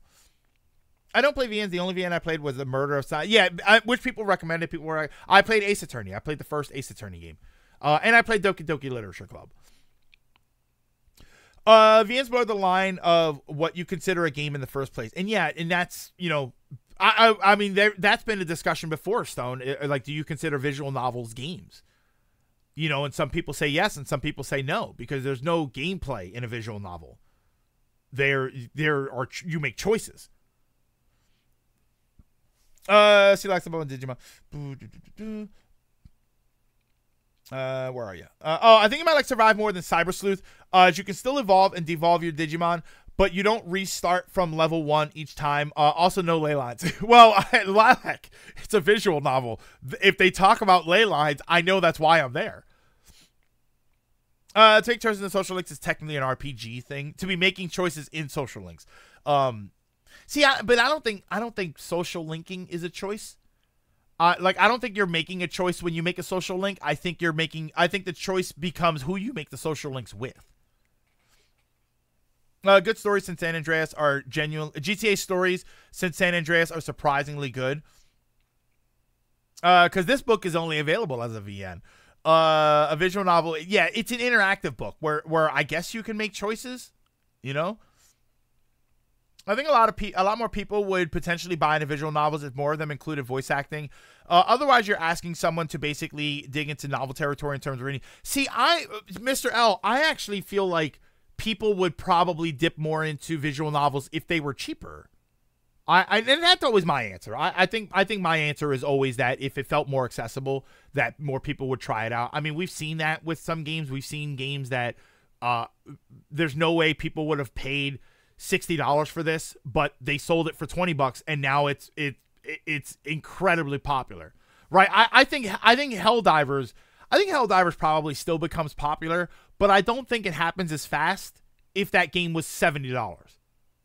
If Helldivers came out at $70, I think people would have eventually said that it was really awesome, but it would have taken a little bit longer, and more people would have waited to jump in. They would have said, "I'm going to wait for a sale." But at $40, with all the content that you get, I think that was a good jumping off point for people to say, "Yeah, I'm going to try it out." It's not a full price game. I'm going to try it out. I haven't played a visual novel since Leapfrog was a thing, if it's not anymore. I like GTA 4. You play a type of game. You play the type of game I love, Anton Blast. I love frantic platformers that give you the exploration speed. It definitely isn't for you, but those games are from, yeah, and everybody's going to have their own taste. I mean, if we're going off the walls with what we call visual novel, it's the closest I get to recommend you Yu-Gi-Oh! Tag Force. Oh, they made a VN. Oh, that's right. That's right. Elliot did tell me about that. He said that there was Elliot told me there was some sort of dating sim or something for Huntress. Is that what that is? Because I gotta get that, because Huntress is awesome. Really attractive. Playing P3 Reloaded. I think you might be able to enjoy this one. The social links are there, but you only ever need them if you want to get an XP boost when making new monsters. Otherwise, you just do the story and spend your nights in the dungeon tower. But making a VN is way more involved, I feel, than just writing a book. Yeah, I mean, it definitely is. It definitely is. Not to mention, getting it. I guess you're not really publishing it, because there's a lot of, you can just go digital, which you can kind of do with books also. So I wonder if people do that. I'm not a book person, so I don't know. I'm assuming there are lots of like digital only books out there.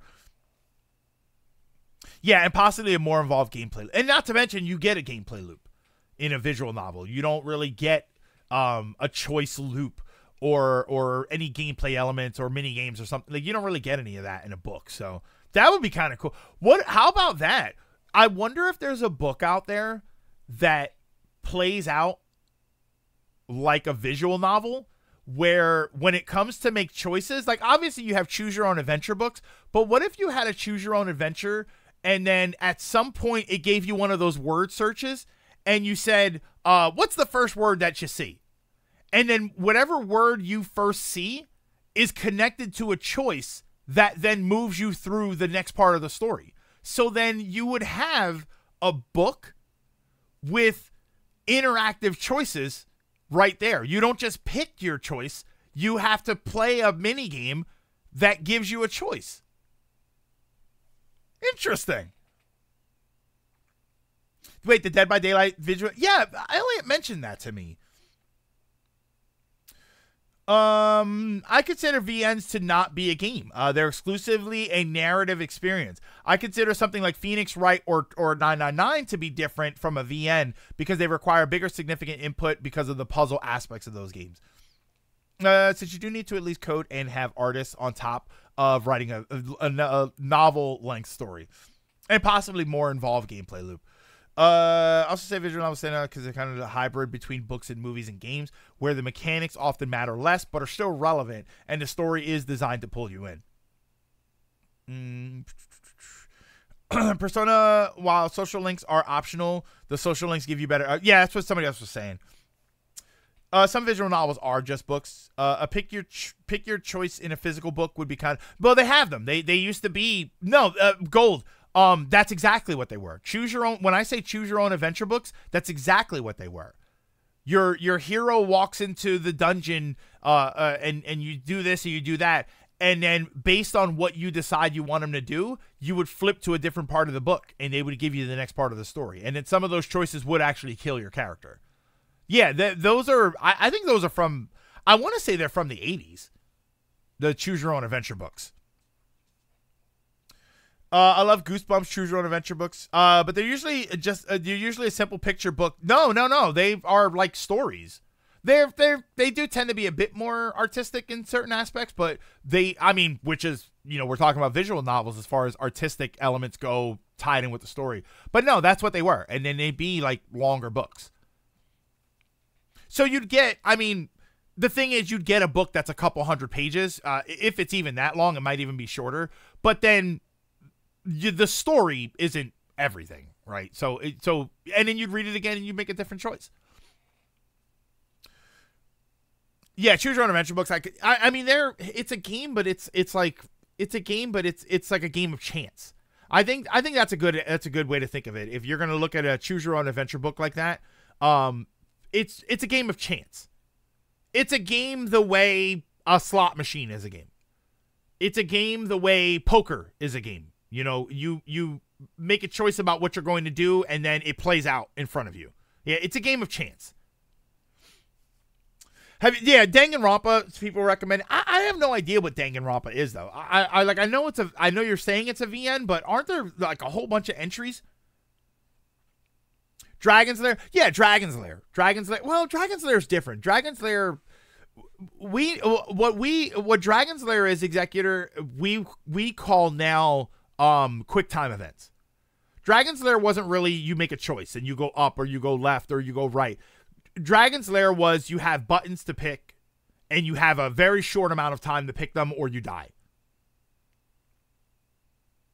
I think if I remember right, that was basically a quick time event game. Dragon's Lair 2, Space Ace, they were basically quick time event the game.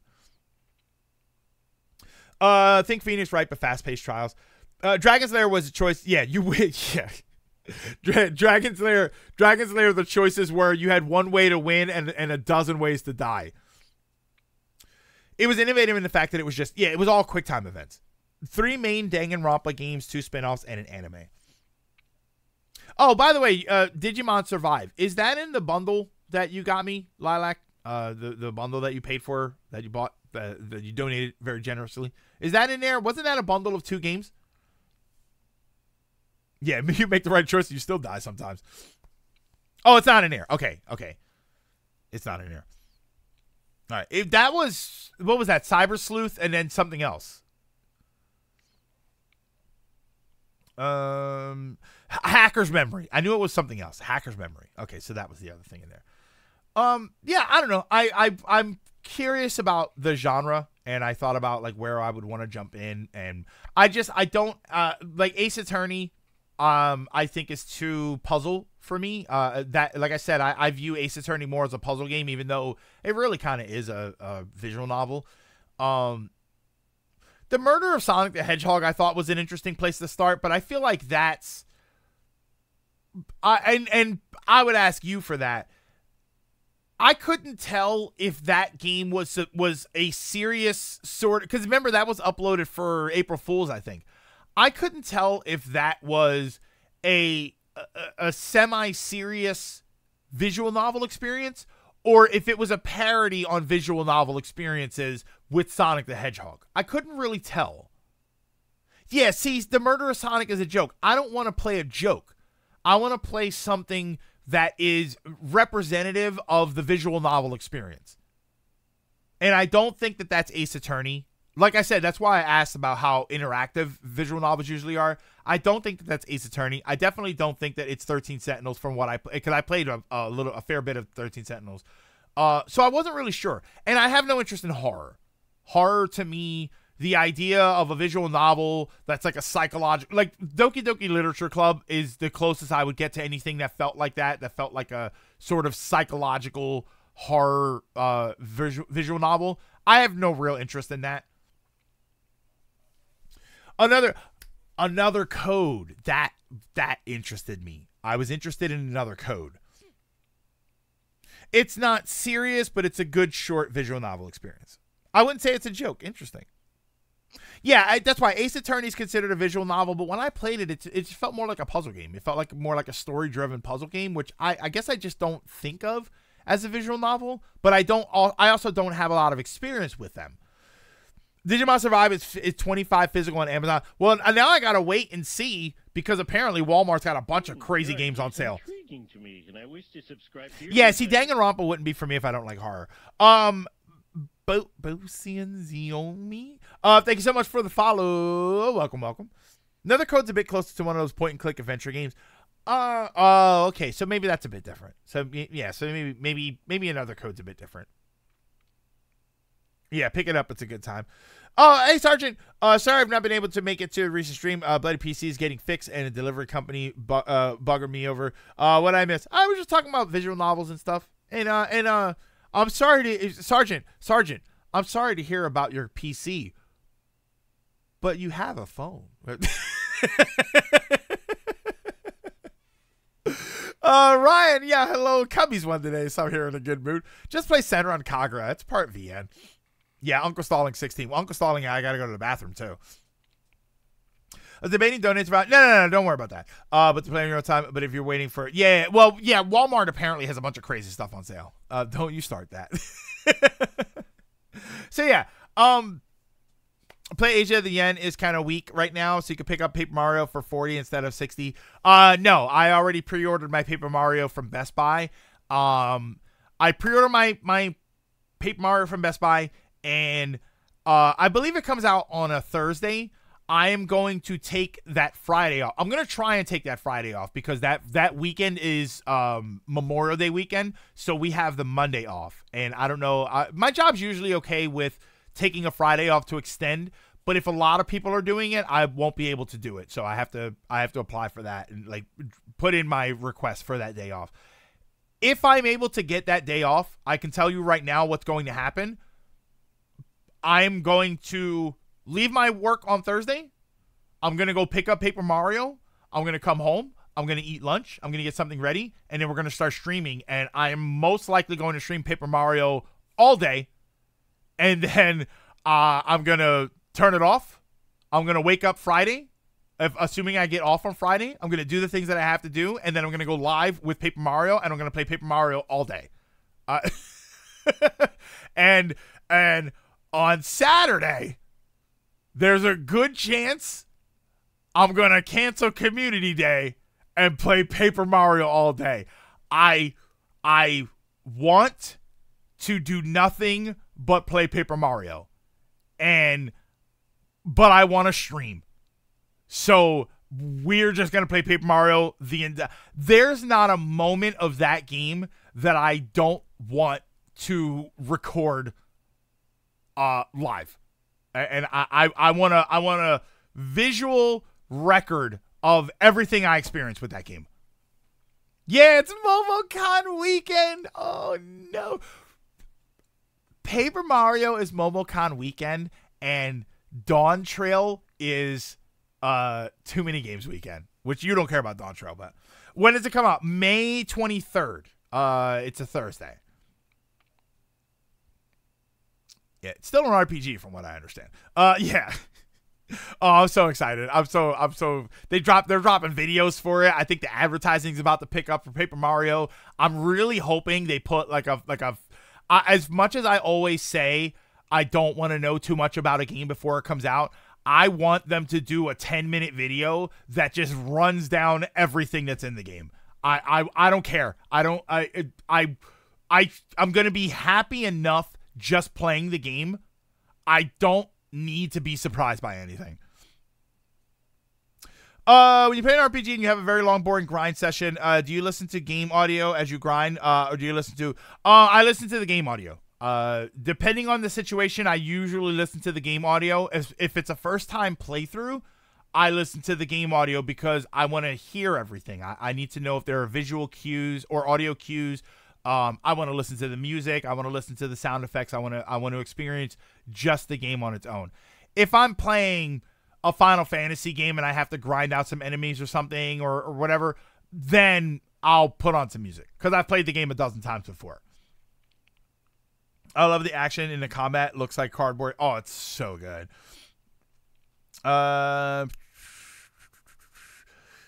Getting concerns about Thousand. I don't know why. I haven't seen anything that worries me about it.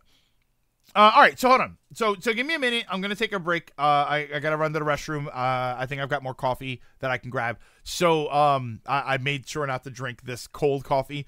When I come back, we're gonna jump into like an hour of Final Fantasy 16. I feel like I'm questioning whether or not we should even jump into 16, but most likely we'll do that. Well, we'll see. When I come back, maybe we'll figure out something. But give me a minute, and we'll be right back.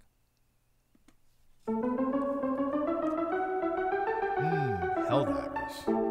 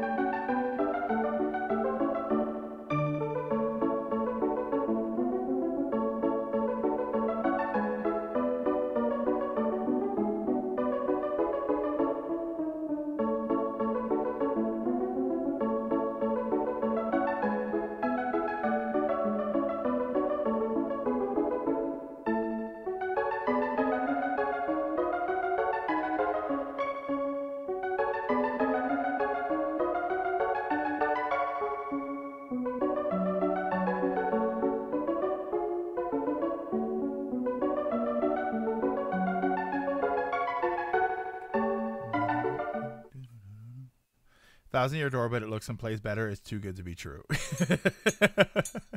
I hope that that's not the case. I did 1,000 Year Door, but out of the 3 early Paper Marios, it has my least favorite soundtrack. Interesting. I love both Super and I love 64 soundtrack. I think 64 is a great soundtrack. Super, I like Super more than I think people. I think Super is better than people give it credit for. It's just different. Paper Mario Mini Boss music, because it sounds like something that play in like Brazil. Yeah, I don't want to get burned on this one. I honestly, here's why Latimer. Here's why I think you shouldn't be concerned. Obviously, you can be optimistically cautious. Here's why I think you shouldn't be concerned.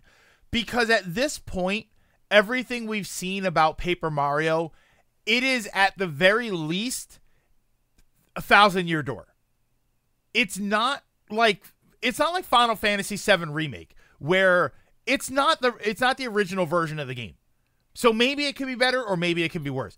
Everything that we've seen about the 1,000 Year Door remake so far is at least 1,000 Year Door. So at the very least, you're going to get, even if you get the exact same experience, let's say you get the game and it feels exactly like 1,000 Year Door. It doesn't feel like anything different.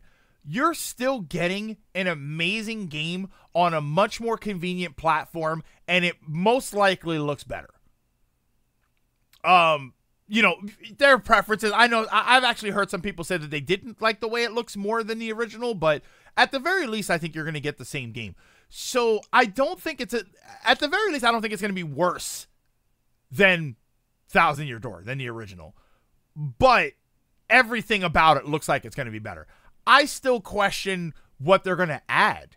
Other than quality of life stuff, I still question whether or not there's going to be a different game mode or some sort of boss rush mode or maybe I doubt they'll do like a new game plus. You know me, I love my new game pluses. I doubt they'll do something like that. You had like the Pit of 100 Trials, and then maybe they'll add another one because Super Paper Mario had 2. The flip side and the flop side, Pit of 100 Trials. So maybe you'll have something like that. Obviously, the whole thing about the Luigi, right? The Paper Luigi thing, if that turns out to be a new mode. Yeah, Marcos, if I was going to be concerned about anything, it would be performance. But I also feel like we've been pretty good in that range. Like, I feel like the worst performance we've gotten, Tears of the Kingdom. But I think visually that's understandable. I think Tears of the Kingdom is a dramatically more visual experience. And the Link's Awakening remake. Everybody had a lot of people had a problem with the Link's Awakening remake. The frame rate, particularly when you change screens, which to me, I noticed it, but I didn't really care. I knew that was an issue, but that's like the worst I would expect. I think it was said, I do think that could be said for a remake. People either like the original art style or like the new art style.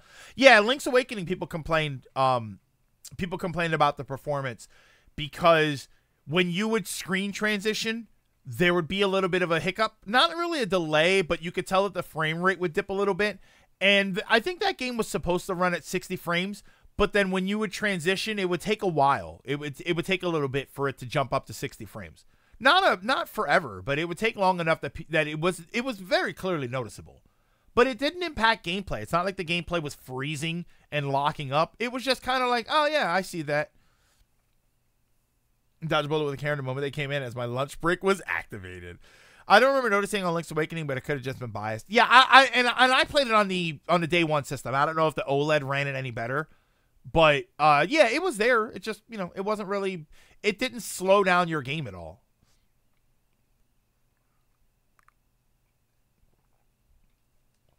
Yeah, intelligent systems are pretty good about delivering a stable product. Paper Mario should be fine. Can't really say the same for Princess Peach Showtime and good feel. It is distracting. All right, so we have less than an hour. I was actually really hoping to get into Final Fantasy 16 today. I don't know. Should we just get into 16 and should we see what we can accomplish in a little bit, or is there something else that we should do? I don't know. Helldivers I think would take this as long.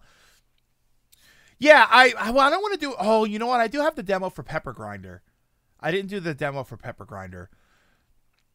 Paper Mario looks like it has the original game running with the new graphics, and that's the other thing, Nephaloid. That's still something that I don't think we have an answer for. We were questioning whether or not this was a like Metroid Prime Remastered. We were still questioning whether or not this is a reskin. Like, is this a remake? Or is this like an enhancement? You know what I mean? Or is we don't really know yet.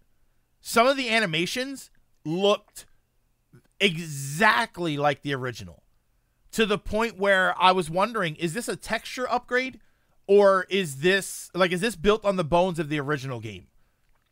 And we just really don't know. Or rather, just vibe. There's also a demo for Penny's Big Breakaway. I saw that demo. Marcos, I could try it. Here's my problem. I could try it. I know I'm not gonna like it. I know that I'm not gonna. I could play the Penny's Big Breakaway demo, and I could probably have fun with it. But I know 100% it's not gonna be a game that I play. I can tell. Visually, it's a lot of fun. It's very bright and colorful. Aesthetically, it's very pleasing to look at. But I know that it's not going to be a game that I want to play. I feel like it's not really going to get anything new. Because at this point, if they're going to add stuff to Thousand Year Door. No, but Dragoon, that's the thing, though. Where would they have mentioned it? Think about that.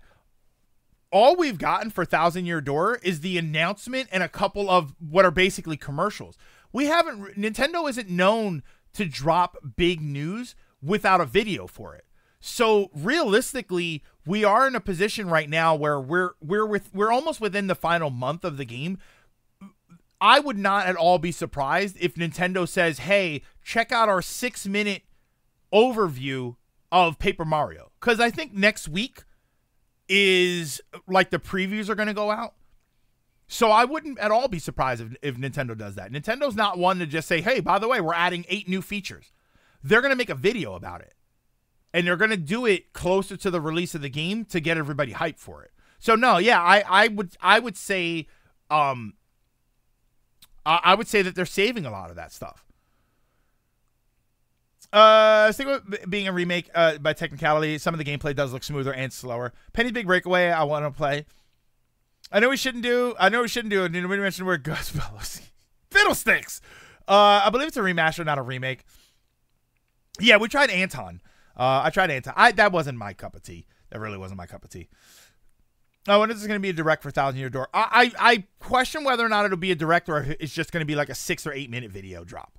I feel like it's just going to be a video drop that says, we wanted to spend some time with you to talk about all of the new features that are going to be available in Thousand Year Door. And then they go over everything. In any of the trailers for any other port they've released recently, they show off that stuff by now. In at least a Twitter post video, it would be before now traditional from them. Yeah, but how many times do we talk about the fact that Nintendo doesn't do things traditionally? How many times do we have to bring up the fact that Nintendo, for everybody that's saying Nintendo doesn't remember Metroid, Nintendo showed up one day and said, "Oh, by the way, Metroid Prime Remastered, this giant thing that you've literally been asking for years, it's on the store right now, and in 2 weeks, it's going to be in the stores physically." Like, Nintendo, I feel like Nintendo has proven enough that you can't set your watch to what they do. They do it whenever they feel like it. And now that and notice in the last couple of days, we've had 2 videos for Thousand Year Door. Did you notice that? I don't know if anybody's aware of that. They dropped like 2 30-second commercials basically for Thousand Year Door in the last 2 days. I think it was like 2 or 3 days. The advertising has begun for this game. And the reason we haven't seen anything up until now is because they haven't wanted us to see anything up until now. Now they want to start talking about it. So I think we're going to get a video or something. And I know that's a little bit of copium, but it's really me just wanting it. But I think we've had videos for other games before. I think Princess Peach had a video for something.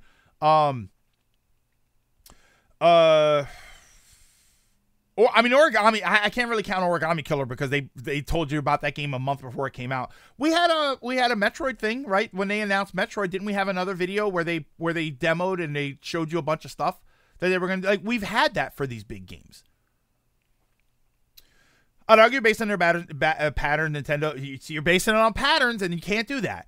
Nintendo dropping these character mini trailers is usually their final windup. If we look at their most recent releases, again, I'm not writing anything off. Nintendo. I also know traditionally this is end of release window pattern for them. Yeah, and now we're in the last month, and now we're in the final month, and the advertising is just ramped up. That's a good example. They dropped the trailer and then just showed the outfits in mini trailers. So that's what I want. I don't necessarily need a 10-minute video. I just want little videos that show me things. But, I mean, Princess Peach Showtime is also kind of different because that was a brand new game. Everything you show in that game is new. I feel like they're baiting everybody by showing the same stuff over and over again. I feel like they're baiting everybody by, yeah, we're just going to show you the exact same thing. And then all of a sudden, I guarantee you we're going to get something and it's going to be like, wait, they're what? I'm almost ready to put money down on that. I'm ready to put money down that there is something about this, and I said this before, there's something about this that they're not telling us. That was when they first talked about this, and I realized I just felt like there was something extra. For as happy as I am, I felt like there was something extra, and one of my jokes was that because at the beginning, DraftKings for the Nintendo Direct, because of the beginning with the book opening, and it's like the book from 64, one of my jokes was that this is actually going to be a double release, and they're using the same game engine, and they're going to remake 64. And it's going to be at the same time, and you're going to be able to buy like a double pack, which I don't really believe anymore because I feel like if there was a double pack, they would have had to say it by now because pre-orders have gone out. Like you can pre-order the game, so I feel like that won't be the thing. But I feel like there's more. I feel like there's something else that like there's going to be some big reveal that they're not saying, whether it is the Paper Luigi side story, whether it's just a bunch of features like boss rush mode and stuff. I feel like there's going to be something else, whether it's maybe another character or a partner or something. Yeah, I feel like they would have said some of that stuff, or not, maybe not day of reveal, because like day of reveal, I think everybody was fine with just finding out that they're doing it. But at some point, you would have had to say ahead of time if they were including 64 and they were like redoing it or something because of the pre-orders, because you can't expect people to go and pre-order it and then suddenly tell them, by the way, it's this other giant thing. Yeah, don't gamble. I use Peach because you mentioned that. I mentioned that. Yeah, Peach is kind of a weird one. That's my fault. That's kind of a weird one because Princess Peach is a brand new game entirely. I can't even say, and I can't use Metroid Prime as an example because they just dropped that one like a bomb on us. It's right there next to Mario Party DLC. Put $1,000 on Silk Song not being announced. Executor, what are the odds on that though? I'm gonna make $10 on a $1,000 bet. Now, if I put $1,000 on Silk Song showing up and it does show up, I've got to make $1 million off of that, right? It's got to be $1 million bet.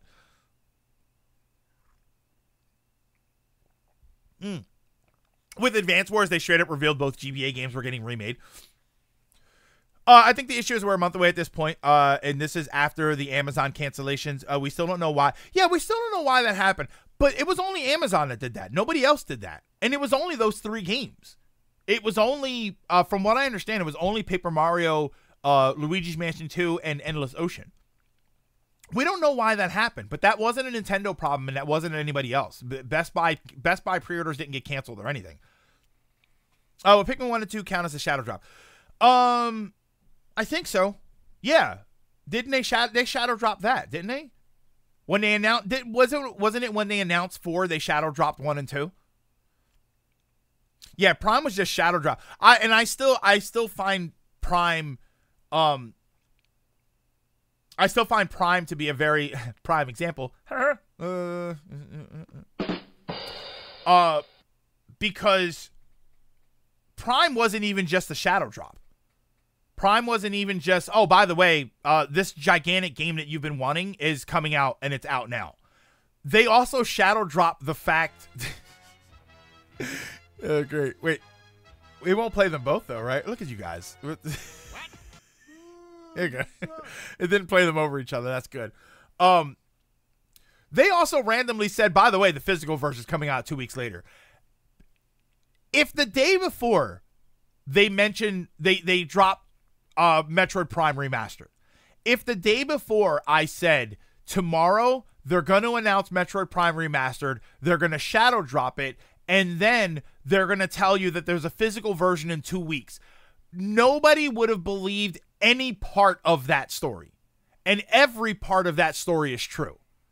So the idea that Nintendo won't do something because they've never done it before doesn't track with me, because Metroid was insane. Metroid threw it all out of the water.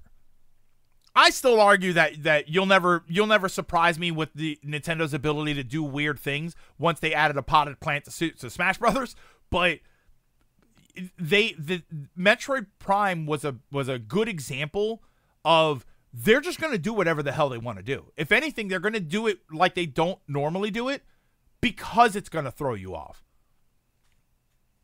Still some things they'll never do, like an M-rated Mario game. Yeah, I mean, there's a few of them that are pretty locked in there, or a Kid Icarus, you know. Yeah, the potted plant was good. Yeah, like that's amazing, you know. I don't know. I think that the Paper Mario thing, I don't think that we're done, and I'm not saying it's guaranteed. I'm just saying what I feel, but I do think that there is something else going on with that. And as far as the advertising goes, and like a video, a direct that just shows you a bunch of different stuff, I know that it's not necessary, but I do think that there's going to be some stuff in that game that they're going to want to show you early, and they're going to want to say, because that's the question right now. Like, nobody's worried about, you know, Latimer's worried, but nobody's really worried about whether or not it's going to be good. I think a lot of people, which, to be fair, maybe you should be, right? You don't want to get caught off guard. But I think the big question now is, what are they going to do different? What are the quality of life updates going to be? How are they going to like, you don't have to upgrade the controls or anything, but it just feels like, for as amazing as it is, it feels like there's going to be something else there. And nobody really knows. You know, so maybe that's the point. Maybe the point is that everybody's sort of building it up themselves. And in 2 weeks before, like, realistically, we could 2 weeks before that game comes out, we could get a video for it. Or a Waluigi game. That ain't never happened. That never happened. Yeah, I know I want there to be something else. So I know that it's coming across as a little copium, but I don't know. I just kind of feel like there really are.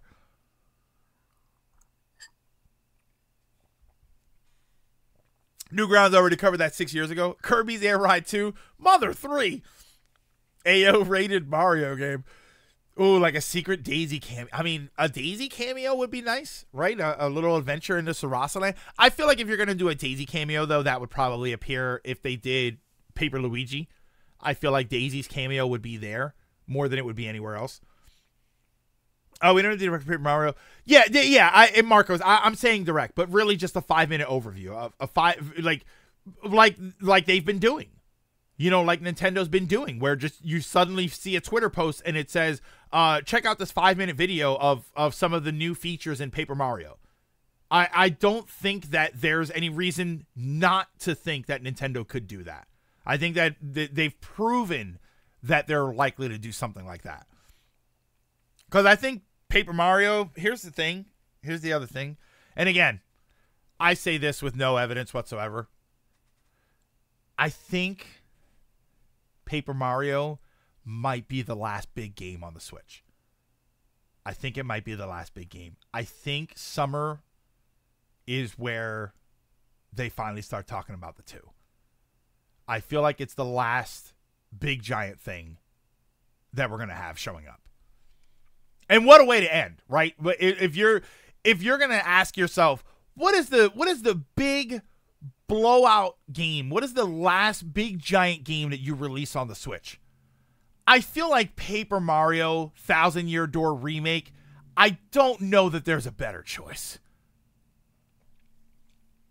We need another 10-minute video, 10 minutes dedicated to Xenoblade 2 during a Marcos, that's a great that's a great memory. Yeah, a lot of people didn't think the Xenoblade series was all that significant, and they added a 10-minute video in the middle of a direct for that. Yeah, we got to have a direct in June because there's nothing after. Yeah, Luigi's Mansion. Like, I don't think Luigi's Mansion is going to be as big as Paper Mario, but yeah, I mean, we definitely need to know what the rest of it is. But, I mean, in June, we could have a direct and they could announce another big game. I honestly think in June, they talk about the next system. I think we finally see it. And I honestly, again, this is all wild speculation. We have hopped aboard the train. We have gone on. We're at speculation station here. I think that's why they're skipping Gamescom. We said before that because they're not. I think it's Gamescom, right? Isn't that the one that they're skipping? The one that's coming up. I think that's why they're skipping it. I like we speculated that they're probably skipping it because last year, you know, people got hands-on the system and they started talking about it and they weren't supposed to be talking about it. I'm wondering if they're skipping because they are so close to the reveal. Like this moment right now, they definitely don't want a spoiler. Last year, sure, people are talking about it, but they don't have enough information. Maybe they didn't know what the system was going to look like. You know, maybe the people that got hands-on, they didn't get hands-on with the final version of it. So it feels like there's a lot of stuff that even if they were to leak some information, they were still leaking wrong information. I would speculate that they are so close to the system, it's too close. Now they can't risk anybody because now if you go to an event like that and you hand them the actual Switch 2, someone's going to take a picture of it. Someone's going to snap a picture of it. Someone's going to describe it. There was a video when the Switch was coming out where somebody got a hold of it. I remember seeing this and I thought it was wild. Somebody got a hold, I think it was the Switch. They got a hold of it and what they did was they drew it from memory. I'm pretty sure it was the Switch, but they drew it from memory and they said, I can't show you a picture of it or anything, but this is what I remembered when I used it. And no, I do remember something like that. I remember somebody did like a mock-up or something. Etika did like a 3D printed one, which was hysterical. I'm thinking of Armored Core. Armored Core, somebody did that where they weren't allowed to show any screens or anything. So the guy just sat there and he had a picture of like an Armored Core game or something. And what he did was he drew the UI over everything. And he sort of did a mock-up of it because he wasn't allowed to show an actual image of the game. So he just went by memory and he redrew it. If you have this item at Gamescom or whatever it is, I think it's Gamescom, right? I thought you were saying to say Gamergate. If you have this there, someone's going to snap a picture of it and they're going to put that picture online or they're going to talk about it or they're going to discuss it. And I would say that Nintendo is so close to revealing it, they don't want anybody to talk about it. They don't want a picture of it out there. They want it to be a big reveal. Yeah, he drew Ultra Instinct. Yeah, someone did print the NX. It was just a screen with 2 touch controllers. That was overkill.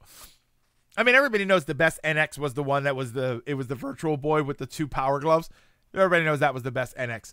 I think Indie World is cool. Like things like Shantae, Rift, and Necrodancer, and Select Tactics more. Wait.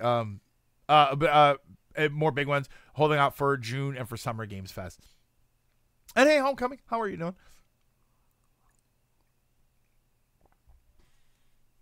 When is Luigi's Mansion, by the way?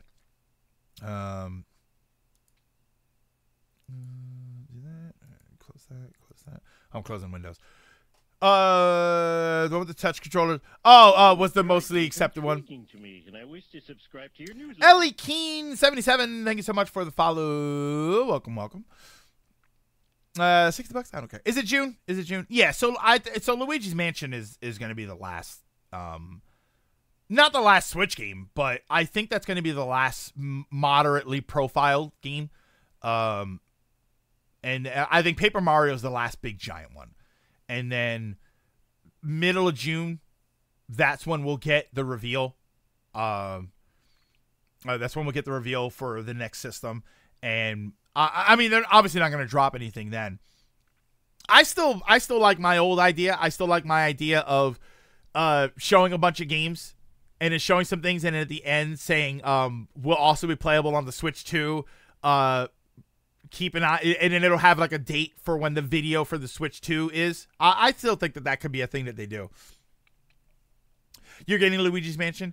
Hoping there's more added to the NSO collection. I mean, I think that they're still going to do that. Yeah.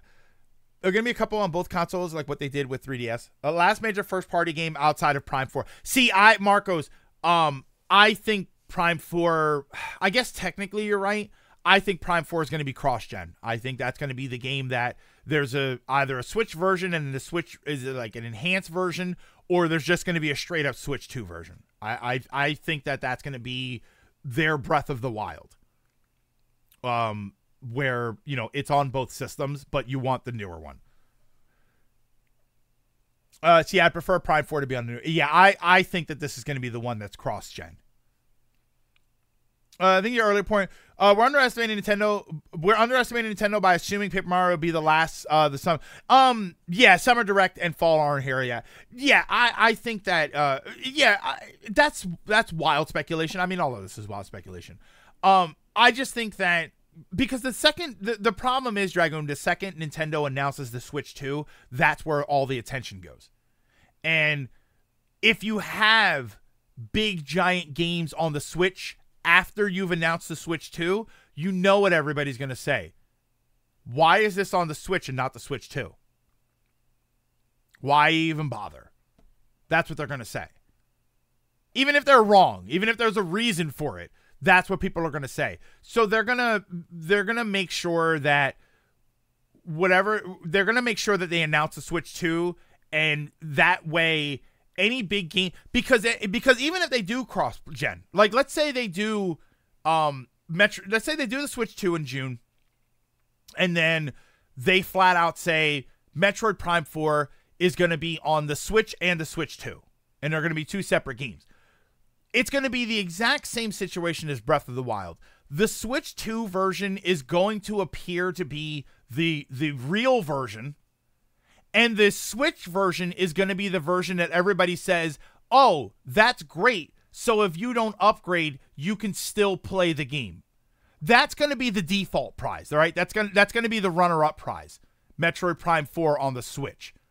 Prime 4 on the Switch 2 is going to be the primary version. That's primary. That's going to be the one that they sell. It's going to be the one that they show footage of. That's what they did with Twilight Princess. They did it with Breath of the Wild. That's what they're going to do, and I think that's what Metroid Prime 4 is going to be. That's going to be the cross-gen game, and it's going to be on both of them. But when they talk about how great it is and they talk about how amazing it is, they are talking about the Switch 2 version. Yeah, even though the Twilight Princess situation was weird because, I mean, the Wii is essentially a GameCube, but they really wanted you to play up the motion controls. Like, they really wanted you to do all of that stuff. It's placebo because both versions play exactly the same. No, it's not. It's not placebo. Are you talking about Twilight Princess? Because the Wii Twilight Princess was reversed. Cross-gen games, Zelda ones are really comparable, and they are, and they're very comparable. For sure. But my point is more, we all assumed last year was the last. Well, I didn't assume anything. I didn't assume anything. That's a lie. That's a lie. I did kind of assume that they would have shown it at least in March. I assumed they would have shown it in March. Or, actually, no, I assumed they would have showed it in January, and then in March they would have released the system. So I definitely got that one wrong. Absolutely. 100% I got that one wrong. And again, I don't necessarily think that I'm right in this. I just this is kind of where I think it's going. And sure, you've got the sales numbers to back it up, right? I don't know if anybody saw the sales numbers for the Switch last week. Did you see that? Did anybody see? I know how some people are about the sales number stuff, but did you see how many the Famitsu report for how many Switches sold in Japan last week? It is hilarious. I think it beat every system. I think it beat every other system combined. It was like 71,000 units that it sold. It was insane. It's still selling extremely well, so they're not in a hurry. So yeah, the whole idea of that's what always gets me about the Switch 2 speculation. It's like they have to show it. The Switch is dying. They have to show it. I'm like, the Switch is not dying, and they don't have to show it. They're I don't know. What is this thing that you want it to be dead? It is not dying. They're still selling 3DSs. 3DSs aren't on the Famitsu report anymore because Famitsu stopped reporting them, but they were still selling 8 systems a week. There's still people that are buying the system. They're buying new ones. They're having kids, and they're buying them systems. They're replacing Switches that they broke. They're still buying them like crazy. It's insane. It's funny that people want. Yeah, it's so weird. IGN said the same with Tears being the last big shot for Nintendo, and we've gotten at least 2 more with Wonder and Paper Mario. And AGM, I think that yeah, counterpoint though, IGN. I think that the problem with that is, and again, this is why I say that I think this about Paper Mario, and I don't think it about Luigi, because there are people out there that would say that Luigi's Mansion is probably not going to be as big as Paper Mario, but it's still in the same realm. I don't even see it in the same realm because I love Paper Mario and I'm indifferent towards Luigi's Mansion. There could be other games that come out. You know, they could announce a new F-Zero. They could announce a new Kid Icarus. I think the thing with IGN, like comparing those games, was Tears of the Kingdom was a brand new game and Paper Mario is, because that's what a lot of people were bitching about, is that, oh, these are remakes. They're remakes and remasters. It's like, all right, they still count. They're still big releases. Luigi's Mansion isn't as big, but yeah, but it does sell a lot. I count Luigi, but it's not as graphical overhaul that Paper. I'm not even thinking, Marcus, I'm not even thinking really more about the graphical overhaul. I'm just thinking about the fan base and how much, like, people have been asking for Paper Mario for years. 64 or Thousand Year Door. People have been asking for years. I don't remember years of Where's Luigi's Mansion 2 other than Where's Luigi's Mansion 2 because why did you put it on the 3DS? I don't think Darkmoon would be the same realm, even though it's a good game. I'm just saying that we've already seen Nintendo showing they can still throw big games. Yeah, and I think that it's entirely possible. But if you were to ask me to bet money, I would say that Paper Mario and Luigi's Mansion are probably the last 2 large experiences. There may be some other things. There may be things that are related to other franchises, right? I mean, we're due for a new Kirby game any minute now. So there's got to be a new Kirby experience coming out by the end of the day. But I don't think that you're going to get anything as big as Paper Mario. I don't think you're going to get Metroid Prime 4 anytime soon. I don't think that you're going to get obviously I don't think you're going to get like a new Animal Crossing. Like I don't a Kid Icarus. I don't know what franchises are left to have a gigantic reveal for on the Switch. I can see they're doing a few cross-gen games. Yeah, that's what we were saying. I think Metroid Prime 4 is going to be probably the first cross-gen game that they announced. Yeah, I mean, we're due for the first Daisy game ever. Mario Kart Booster Pack is the only reason I don't mock the possibility of Superstars DLC. Yeah, you got that years later. You know, Super Paper Mario got DLC. No, we're good for Kirby for the next 2 years. They got a remaster last year. Yeah, they got a remaster. And they got a free-to-play game. And they had another paid game. And I think they had some other games come to the system. And they had a bunch of games drop. Like, there's a bunch of... Kirby just had a crazy year last year. There was so much Kirby content. I see a Daisy game before a Waluigi game. Yeah, I mean, I would see a Daisy game before a Waluigi game. But that's like... I don't really see a Daisy game. To be honest, you know, I love you, babe, but I don't see a Daisy game in the future. I see Daisy in a game in the future. I can see a scenario where Daisy pops up, but I don't see a Daisy game. It's just a port with Inkling. Usually just what, 3 games to be. No, I to be honest, it's usually just the one. Right? The Switch is such a weird beast because it's so big. I feel like you could do multiple cross-gen games. But from the Wii U into the Switch, it was just Breath of the Wild, right? I still say Wario and Luigi should get an RPG. Yeah, partners in crime. I love that idea. I think that's great. And Ryan, what a great way. What a great way to carry on that. What do they call Alpha Dream? That Mario and Luigi RPG style, but to carry it on with a different duo. What a great thing that would be. Daisy and Peach co-op game. I mean, I would have liked Daisy to just show up in Princess Peach Showtime as a guest. Daisy's kind of been promoted after being playable in Smash. But she's still not anywhere. She's still not. I mean, she wasn't even in Strikers when Strikers first came out. So I still think that there's a little bit of, not bias, but I do think that Daisy is still not a first thought. I still think that she feels like an afterthought character, and that's a shame. She was in Wonder. She was in Wonder. I'm sorry. I should know that. I played with Daisy the entire time in that game. I literally didn't use anybody else in that game. The Switch is basically the PS2 of this era. I mean, it kind of is. The Wii U and Switch is a bit different because for the OG release of most games was never a thing. About the Strikers thing, that just came down to Nintendo mishandling the DLC. I mean, Fruits, I won't get into the Strikers thing, but I think Nintendo mishandled Strikers completely. I think that the entire thing was a misstep on their part. I think they were so close to an amazing idea, and I don't think they did it.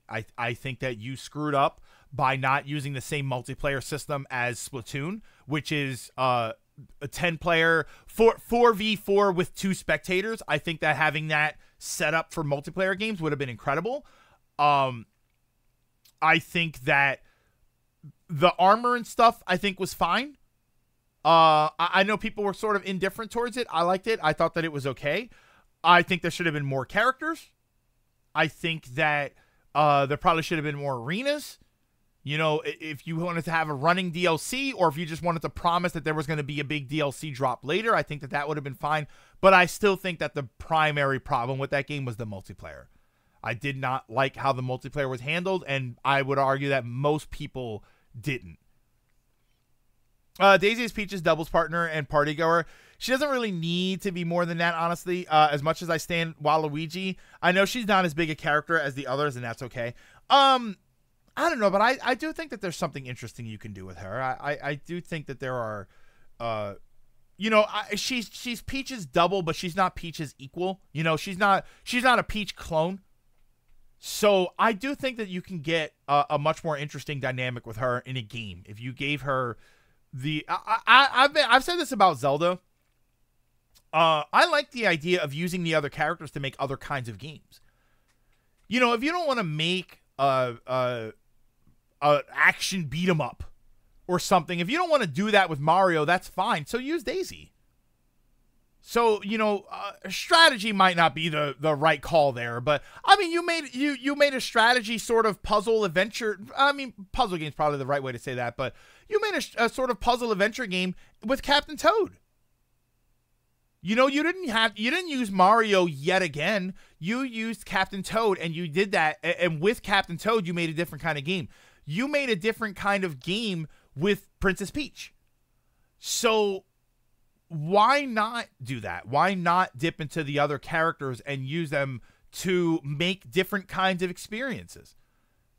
You know, I said before with Zelda, Link Between Worlds was great because you introduced Lorule and you introduced other characters and you introduced the idea of mixing it up.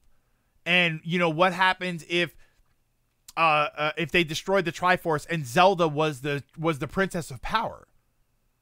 And Link was the hero of wisdom. Like, that's interesting to me. So why not do that? Why not with the other characters? They did play more DLC, but player reception made them promise. But again, I don't think that the DLC was the problem with Strikers. I think that the reason player reception was bad was not because of the DLC. It was because the base game wasn't what people wanted to see. If they weren't the reason, if that's going to be the reason that they didn't make more DLC because the players were not happy, then the players were not happy because the base game wasn't what they wanted. And what was wrong with the base game? In my opinion, it was the multiplayer. That was wrong with that. I don't think that, like, the Strikers lacking content, I don't think was as important as the gameplay was just not there. Flip the P upside down and make a D. Wapeach.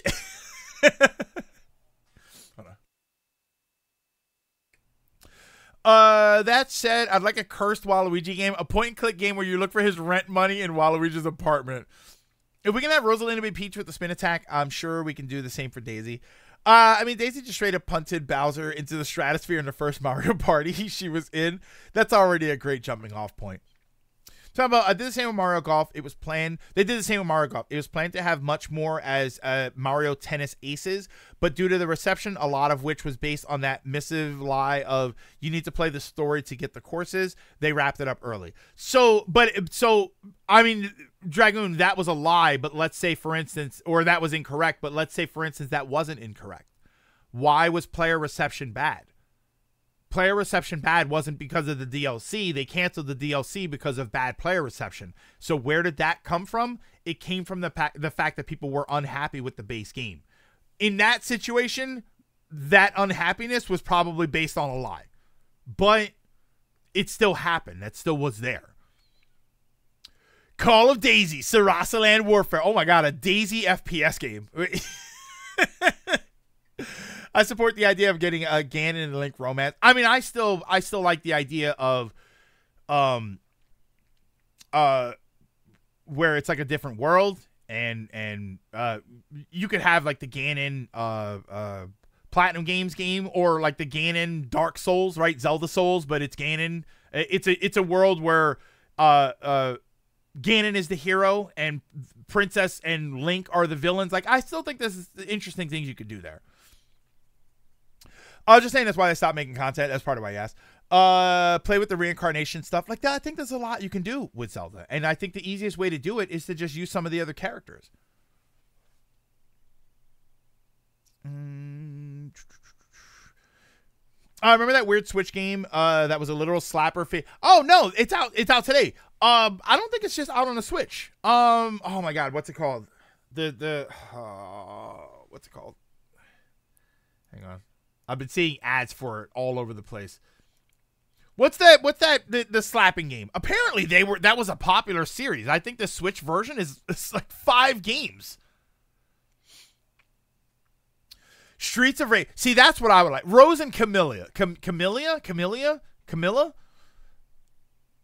A chic stealth game. Still hope for a Wind Waker prequel of fake Link trying to save Hyrule but fails. How about a Zelda game? Yeah, here we go. How about a Zelda game in a version of Hyrule where nobody takes over? Ganon has the Triforce of Power. Zelda has the Triforce of Wisdom. Link has the Triforce of Courage. But everybody's happy in the kingdom. So, instead, you have a Hyrule development sim. You have Hyrule Crossing. And it is an Animal Crossing style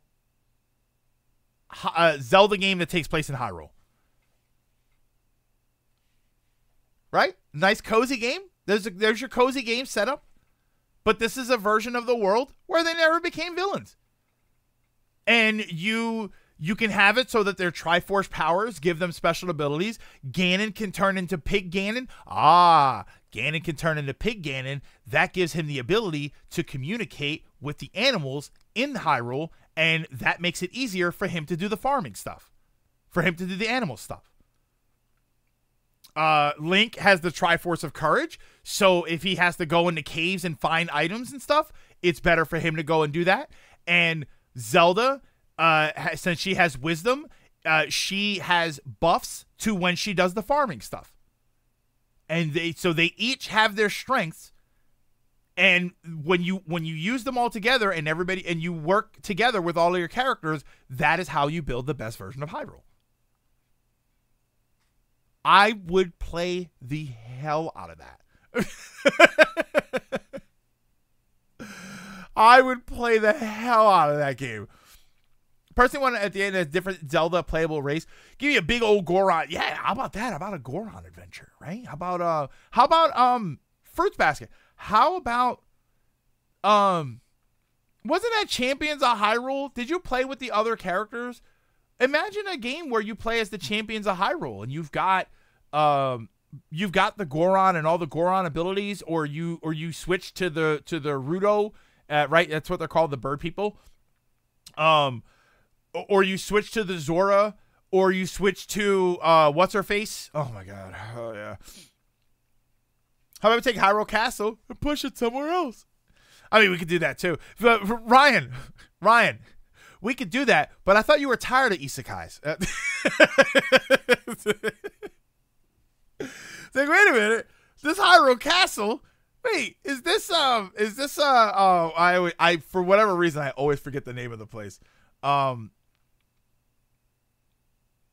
Koridai, right? The Hyrule Castle gets. I mean, that's a great way to introduce the CDI stuff. Is Hyrule Castle gets teleported to Koridai. It could be a fair take on Zelda. Like a Zelda Valley. Ah, come on, man. I like the idea a lot, but I feel like that's the point, though, we start to reach that territory we're all familiar with of why use this franchise for this and not the already existing one, which has happened a lot. Yeah, I mean, yeah, that's obviously the case, but it's also a lot of fun. It's, there's a good reason that you make something familiar there, because we don't always say that. I don't always look at a different idea. I didn't look at Captain Toad's Treasure Tracker and say why this is a good idea, but why did it have to be a toad? I looked at that and said, oh, that's adorable. It's a great game. It's a great puzzle game. And then look, they used the toads. So yeah, I would say that that's fine with Zelda. I mean, the other thing you could do is that you could have that game set in Hyrule and it's just not the three main characters. You could just have a regular person and it's set in Hyrule. But then, yeah, you say, oh, well, why is it in Hyrule? And I say, well, why can't it be in Hyrule? Right? See, that's where I would say that. It's just like, well, why can't it be? Majora's Mask is my favorite isekai. Kirby and the Forgotten Land is my second favorite isekai. Zelda Age of Empires. Ooh. You have Ganon, Zelda, and Link, and you fight Vati, Majora, and other villains. AGM, Age of Empires, doesn't that span different eras? So as the eras change, they would be the different versions of Hyrule. You would get different bosses and different abilities and different aesthetics as you progress through the game, because now you're in, right? If you change the graphics and it gets cel shaded because you've entered like the Wind Waker era. Oh, it's a lot of fun when they do that, but often these kinds of spinoffs have trouble finding an actual market. Sometimes it works, but often they tend to get flack for not being mainline, because they aren't either game. So they gotta, yeah, but I don't know. But then we also say that you're fine with that. Right? Don't we complain that numbers aren't the only thing? Princess Peach Showtime isn't selling as much as Mario Odyssey, but we're not complaining about it. We're not insulting it. It's fine. It's fine to make these games that don't sell as many copies. I just think it's a good idea. I've sold to spit out ideas myself. The problem is that you always risk becoming the next Paper Mario when going too crazy. But it's selling well, but it's not Odyssey. That's why, like you said, but it's not going to sell as well, but it doesn't have to sell 1 million copies. Well, it doesn't have to sell 20 million copies. It just has to be fun. It just has to be a fun thing to do. Bellum, aka Majora's Mask. Wait. Glad people forgot Bellum, aka Majora's Mask. We have it at Bellum. I don't think I've ever played that game or ever seen that game. Because Yoshi's a toy now. Peach sold well to gain an audience. No, well, I mean, no, an audience bought it. It's not like they gave it to a bunch of people for free. The only real selling game is Mario Kart. We talk about Pikmin and ARMS, and even Mario can't beat Mario. Yeah, I mean, yeah, you're right. It's Mario Kart's Mario Kart is a kart racer that is based on the Mario franchise, and you would never have said, why didn't they make this game with other characters? You played it because it was Mario in a go-kart. And now, yeah, if sometimes it sells more than Mario games do. Isn't that crazy? Oh, Bellum is... Oh, Phantom Hour... Oh, my God, it has been forever. Do I hate Pikmin? I don't hate Pikmin. Wait, do you guys think I hate Pikmin? I'd have no problem with Pikmin. Yeah, I don't hate it. Wait a minute, hold on. It's a slander. Slander.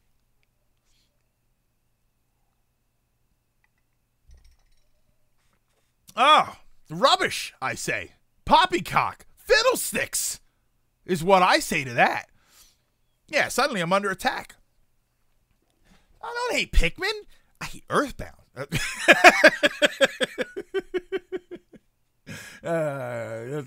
Get it right. Earthbound's the one I don't like.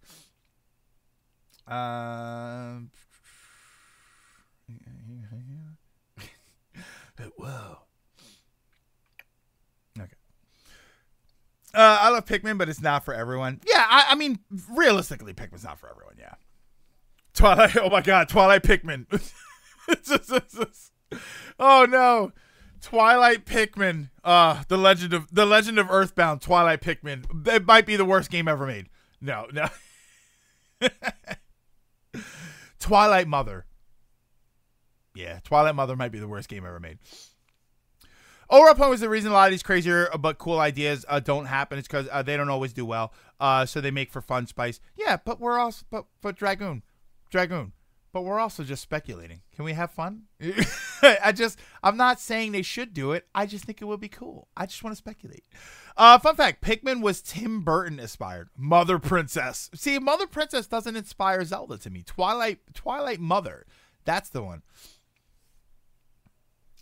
Twilight Mother is what a lot of people call Midna. Yeah, you know, I mean, thank God they named her Midna, right? Very appropriate. It's like naming it. It's like naming the human character Guy. Right? Oh, we're bringing... Look, everybody likes a callback. All right, give me 1 second here.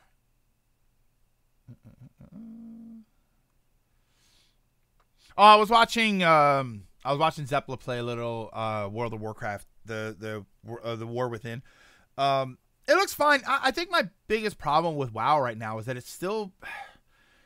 I know that I shouldn't have a problem with this, but it still looks like WoW. It doesn't... I feel like the graphics engine is not really...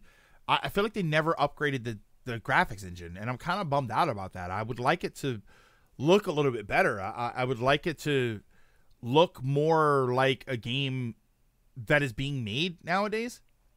I swear you have it out for Twilight. I actually really don't, Ronan. I've explained that before. I don't really have it out for Twilight Princess. It's just a funny joke. Like I crapped on it during the Majora's Mask playthrough, but I really don't have any strong feelings one way or towards. Well, I can't say I don't have strong feelings for Twilight Princess, but I just think that Twilight Princess is. I view it as, from my experience, outside of because I did have a significant issue with that game, but that was more my bias than anything else. Well, it's all my bias. I just find Twilight Princess to be extremely middle of the road. That's my only issue with it. I have argued that while there have been some people that said yes to this, I have argued that Twilight Princess is nobody's favorite or most hated Zelda game. It is squarely in the middle. I think that if you polled 1,000 people and said, what's your favorite Zelda, and the Zelda you don't like the most outside of the CDI games, I think you'd be really hard pressed. I think you'd see a lot of the same answers on both sides, And I think you'd be hard-pressed, besides AGM, to find somebody who says that it is either the best or the worst. I think that it is squarely in the middle somewhere. It's a good game, but I want it to be Ocarina of Time again, but it didn't do that. What the hell? It's my favorite. Yeah, and you're like the only person I've ever met. It's not the... See, and there you go. And you've got the Paper Mario syndrome that I have. It's not the best, but it's your favorite. And that's how I feel about 64. It's a good game, but it wanted to be Ocarina again, and it didn't do that. It's in my top 5, but it's never... It's other than AGM, but it's never the top. But it's also never the bottom. It does everything it's supposed to do without doing anything so well that it is the greatest experience. And I do accept that my basis on that is the Wii version and the motion controls. And I wonder if I tried to find it on GameCube, but it got a little pricey. I wonder if I played the GameCube version or the Wii U version.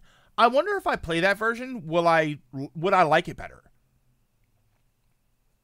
To this day, I don't know which one of the two is better, 64 or Thousand Year Door. Yeah, I feel like I'm better off with the Wii U version. Looking it up, one of the last times I did a Zelda poll, it was number 3 behind Ocarina and Majora's Mask. That was before Breath of the Wild. But yeah, so that was before Breath of the Wild, which means more than likely you're going to have Ocarina of Time and Majora's Mask above it, and then probably also Breath of the Wild and Twilight and Tears of the Kingdom. So even on that list, there's a good possibility that it's been knocked down to 5. But I'll be honest, top 3 is higher than I was expecting. I like it better on GameCube. Yeah, it's consistently up there. That is higher than I was expecting.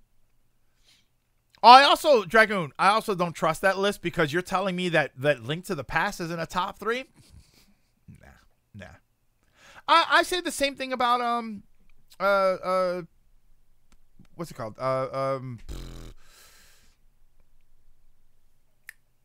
my god. Minish Cap. I say the same thing about Minish Cap. I think Minish Cap I think Minish Cap might be my favorite example of what I like in a Zelda game, and I know that game is squarely in the middle. I know that I feel like I'd be hard pressed to find somebody that thinks that is their favorite game out of the series. And I feel like I've heard people say that they think it's the worst, but I can't really clearly think of one.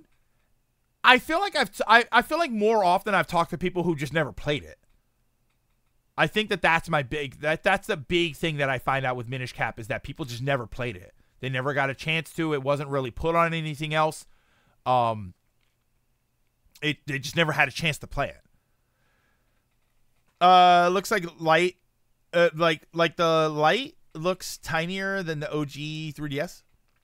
Oh, it just got a very tiny 3DS Lite delivered. I swear the DS Lite was not that tiny. It was just a particular edition.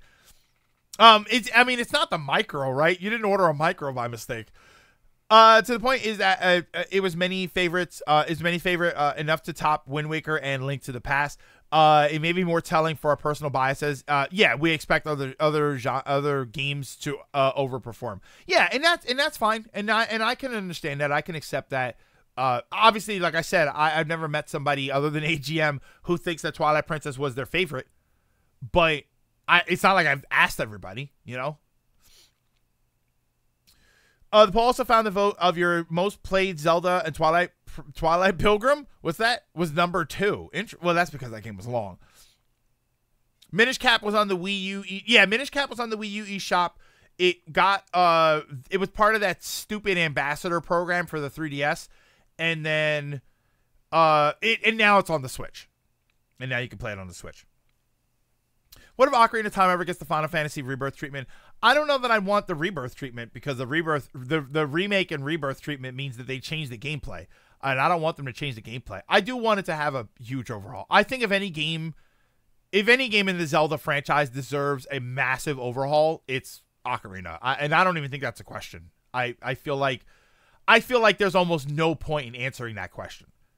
right? Which Zelda game do you think deserves a full overhaul? Ocarina of Time. There's no question whatsoever that is the game that should get it over Link to the Past.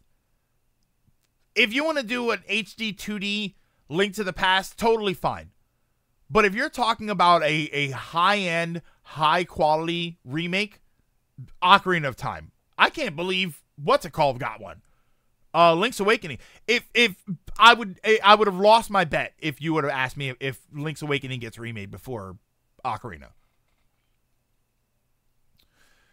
I honestly think Ocarina has little. Oh, I think there's a lot that Ocarina can improve. I just played Ocarina last year on the 3DS, and I think there's a lot you can improve on that game. There are a dozen UI problems with that game. The camera is very clearly an N64 camera. Obviously you can just upgrade everything. Just better graphics and different things that you can do. I would say that you could expand the world. I would say that you could give people more stuff to do in the world.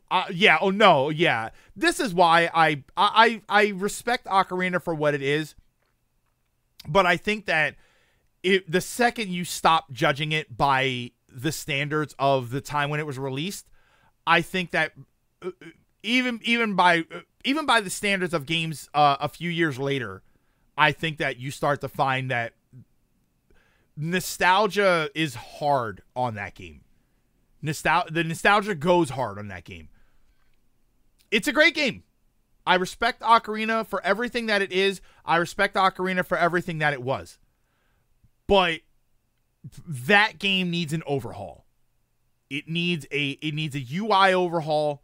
It needs a camera overhaul. I still found the controls to be a little janky. I still think that they're a little janky. I think that game definitely needs a more consistent frame rate, particularly 60. But, people always call me a snob for that. But, that game needs some work. Not a bad game. It's not like it needs work because it's a garbage game. It needs updating. And it deserves a full battery of upgrades. It deserves it. Does most play, to be fair, the poll was tighter, but they found 93% of players played Twilight Princess, behind Ocarina at 97 and Link to the Past at 80%. That's wild. Well, Dragoon, I'm curious about this poll now because it's kind of like I made a joke about it, but it's kind of right. Twilight Princess at 93% and Link to the Past at 80%. Twilight Princess is a longer game than Link to the Past by a significant amount. So it does make me kind of curious if, as far as time played, does that have something to do with it? The fact that Twilight Princess is a dramatically... Of course you're going to play Twilight Princess longer than Link to the Past. It's 5 times longer. You can play the game with the native PC version now. Ocarina is very, very bad at telling you where to go or what to do. It makes a 60 FPS, modern camera, textures, lighting. So Gold. So someone fixed all of the stuff that I think is wrong with the game. It's a game I respect more than I like, and not even my favorite on N64. Mostly mechanics, but game layout and pacing is essentially fine. It'd be like Insane Trilogy in terms of quality improvement, which I think if you play the Insane Trilogy, you can agree it needed it. Those upgrades to the Insane Trilogy, Spyro Trilogy, even from what I understand, even the Tomb Raider Trilogy that just recently came out, those upgrades were very much needed and very much appreciated, as long as the game functioned. It was revolutionary. It came out and immediately got outdated by the following games. It's like playing Pokemon Gen 1. It's janky, but you do have to go out of your way to break it open. Yeah, I mean, you go back and you play like the early Pokemon games, and the early Pokemon games feel they are outdated. They're still great. They're still classics for what they were, but they're outdated. We have had better mechanics. We have had the issues that those games have had fixed. They are longer experiences now. They are more robust experiences now. there's a lot that were added to. I mean, there's a lot that was added to those games in Fire Red and Leaf Green.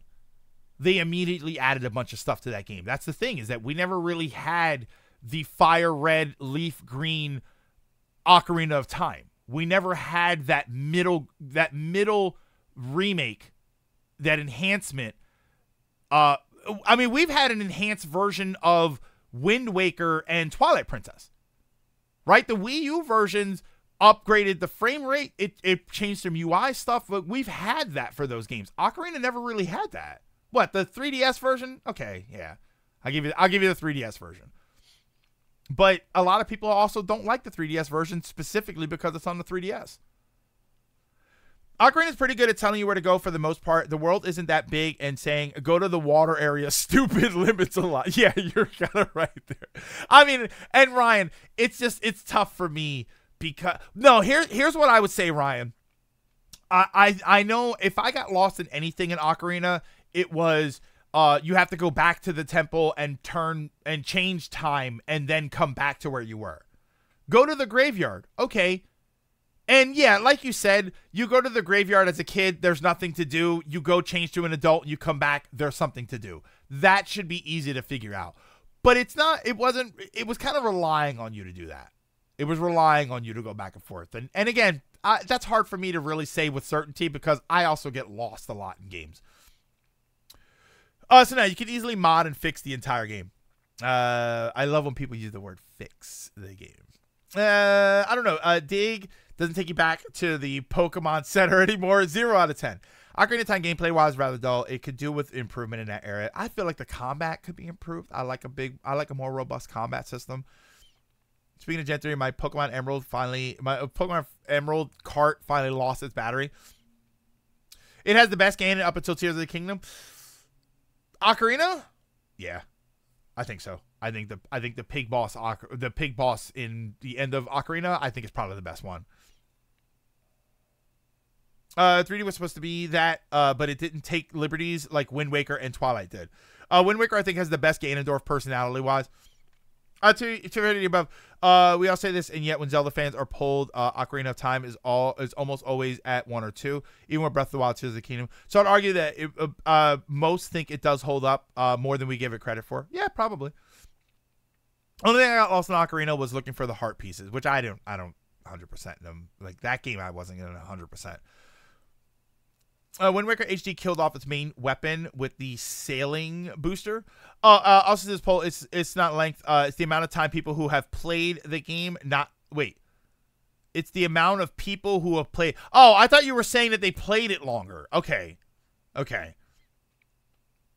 That said, I haven't gotten that far. Tears of the Kingdom is great though. Yeah. This Trios.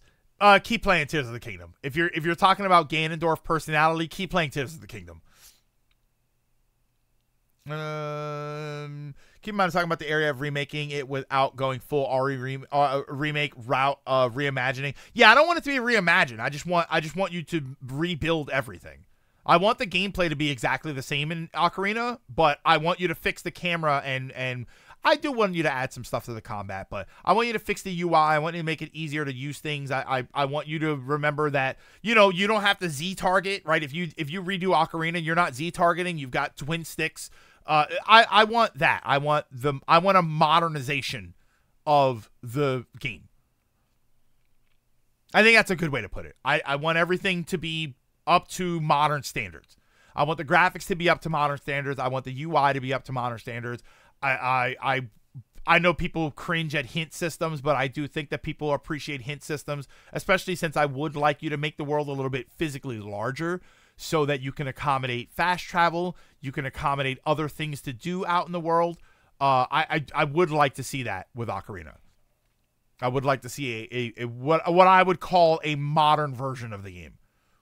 Twilight Princess, I think Twilight Princess is actually built well for it. I think that with a lot of really modernized ideas, I think Twilight Princess actually does elevate in status. I think that it's designed to have a better graphics engine. I think that the world is large enough where if you added things like fast travel points and stuff, I think that it all works very well. which I don't remember. I think it did have some fast travel points, but I think a lot of that stuff works really well. I think that Twilight Princess would translate into a modern game very easily. Ocarina, I feel like it needs a lot of work, which is fair. It's a game from 1998. That game is what? Almost 30. Oh my God. No. Is it 30? It's 30, right? What was it? 24, 98, 26? It's like 26 years old. You know, that's a 26-year-old game. I'm not gonna crap on Ocarina because it's a 26-year-old game, but I would like to see it modernized. Alrighty. But what is this? X Defiant? Oh, that's the finals. There's a X Defiant random talking point, but I think X Defiant is having like an open beta this weekend. I've had this weird urge to play Warzone, and I don't know why. Ocarina of Time 3DS, you played the 3DS port. Not argue if you played the OG and then the 3DS port, you find it did well. It did well. You're asking. It could just be improved more. But again, there's also a bunch of things in the 3D in the 3DS game. There's a bunch of things you couldn't fix. Like I said, the controls. To have twin stick controls that feel more modern and more snappy. There are things that you couldn't fix because it was on the 3DS. Not to mention I'm kind of biased against it because it's on the 3DS because I have to play on the smaller screen. And another day, another stream where we accomplished nothing but BS our way through random topics. That's the Greg we know. Of course, but Ryan, we accomplished a lot today. We discussed things.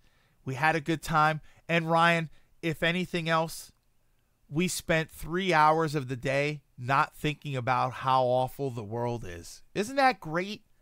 Isn't that worth 3 hours of your time to not have to think about how horrible things are nowadays? Isn't that fantastic?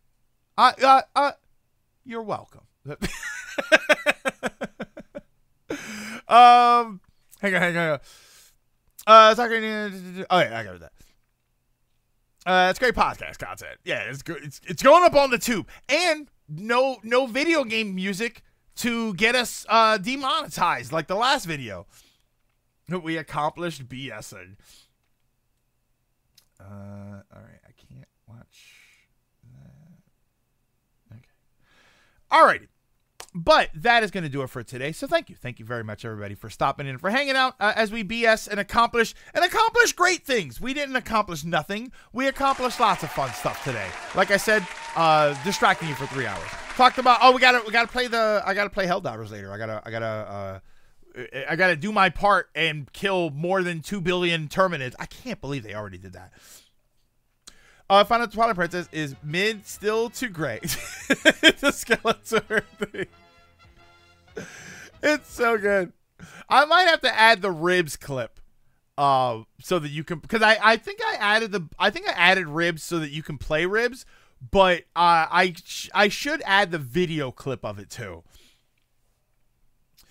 After Ocarina of Time 3DS came out, Nintendo released the Circle Pad Pro, which Majora's Mask supported. And see, I have Majora's Mask. I don't have the Circle Pad Pro.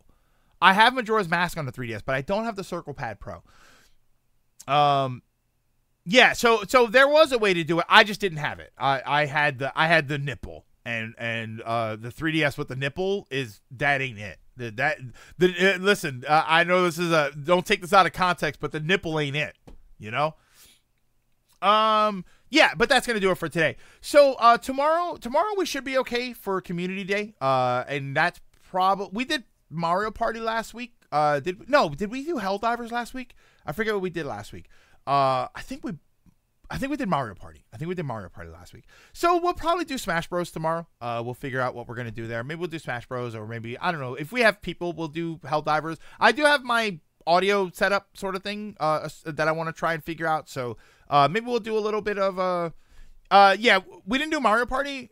Doing Mario Party for Community. Oh, Ryan's doing Mario Party for Community Night tomorrow if you guys want to go there and hang out. Mario Party, because we got tired of the Smash item. Oh, that's right. Mario Party was we did the Smash debate. Oh, brother. No, wait. Didn't we play? No, we did do both. I think we did do both. All right, so we'll figure out what we're gonna do tomorrow. We'll see who's here. We'll see what everybody else. Oh, cart, you mean? So yeah, maybe I don't know. Maybe we'll do Mario Party. For right now, though, I'm gonna send you over to Linky. Linky, yeah, we played Smashed and Held. Oh, we played Smashed and Held. Okay, thank you. Oh yeah. By the way, for anybody that doesn't know, if you happen to miss any of these streams, hey, this is. Oh, I have to do this now because I'm putting videos on YouTube. If you happen to miss any of these streams, be sure to check the YouTube VOD. You can click the thing down at the bottom, or I think you can type in !YouTube, and that'll bring up the YouTube channel. I am moving. I'm trying to be very diligent about moving consistent about moving all of the VODs from Twitch to YouTube. So when I do a stream, we wrap up and then I export it over there and then I make it live. So if you happen to miss any of the streams here, and you don't like coming here to watch VODs, you can do it over on YouTube. If you are watching this on YouTube right now, you can check down the other videos and you can see all of the previous videos, and, you know, feel free to subscribe, and that way you can make sure that you get all the next videos. But for right now, though, I'm going to send you over to Linky. Linky is playing Xenoblade Lilac's favorite game, Xenoblade Chronicles Future Connected, which is the DLC for the first game. So stick around after the credits where I will send you over there to hang out and represent us very well. But thank you once again, everybody, for stopping and for hanging out. Don't forget to drink your mask, wear your water, social distance whenever possible. Take care of yourselves, take care of each other. And I will see you all tomorrow. For right now, I am heading to Unicorn Overlord to look at that sexy fox lady some more.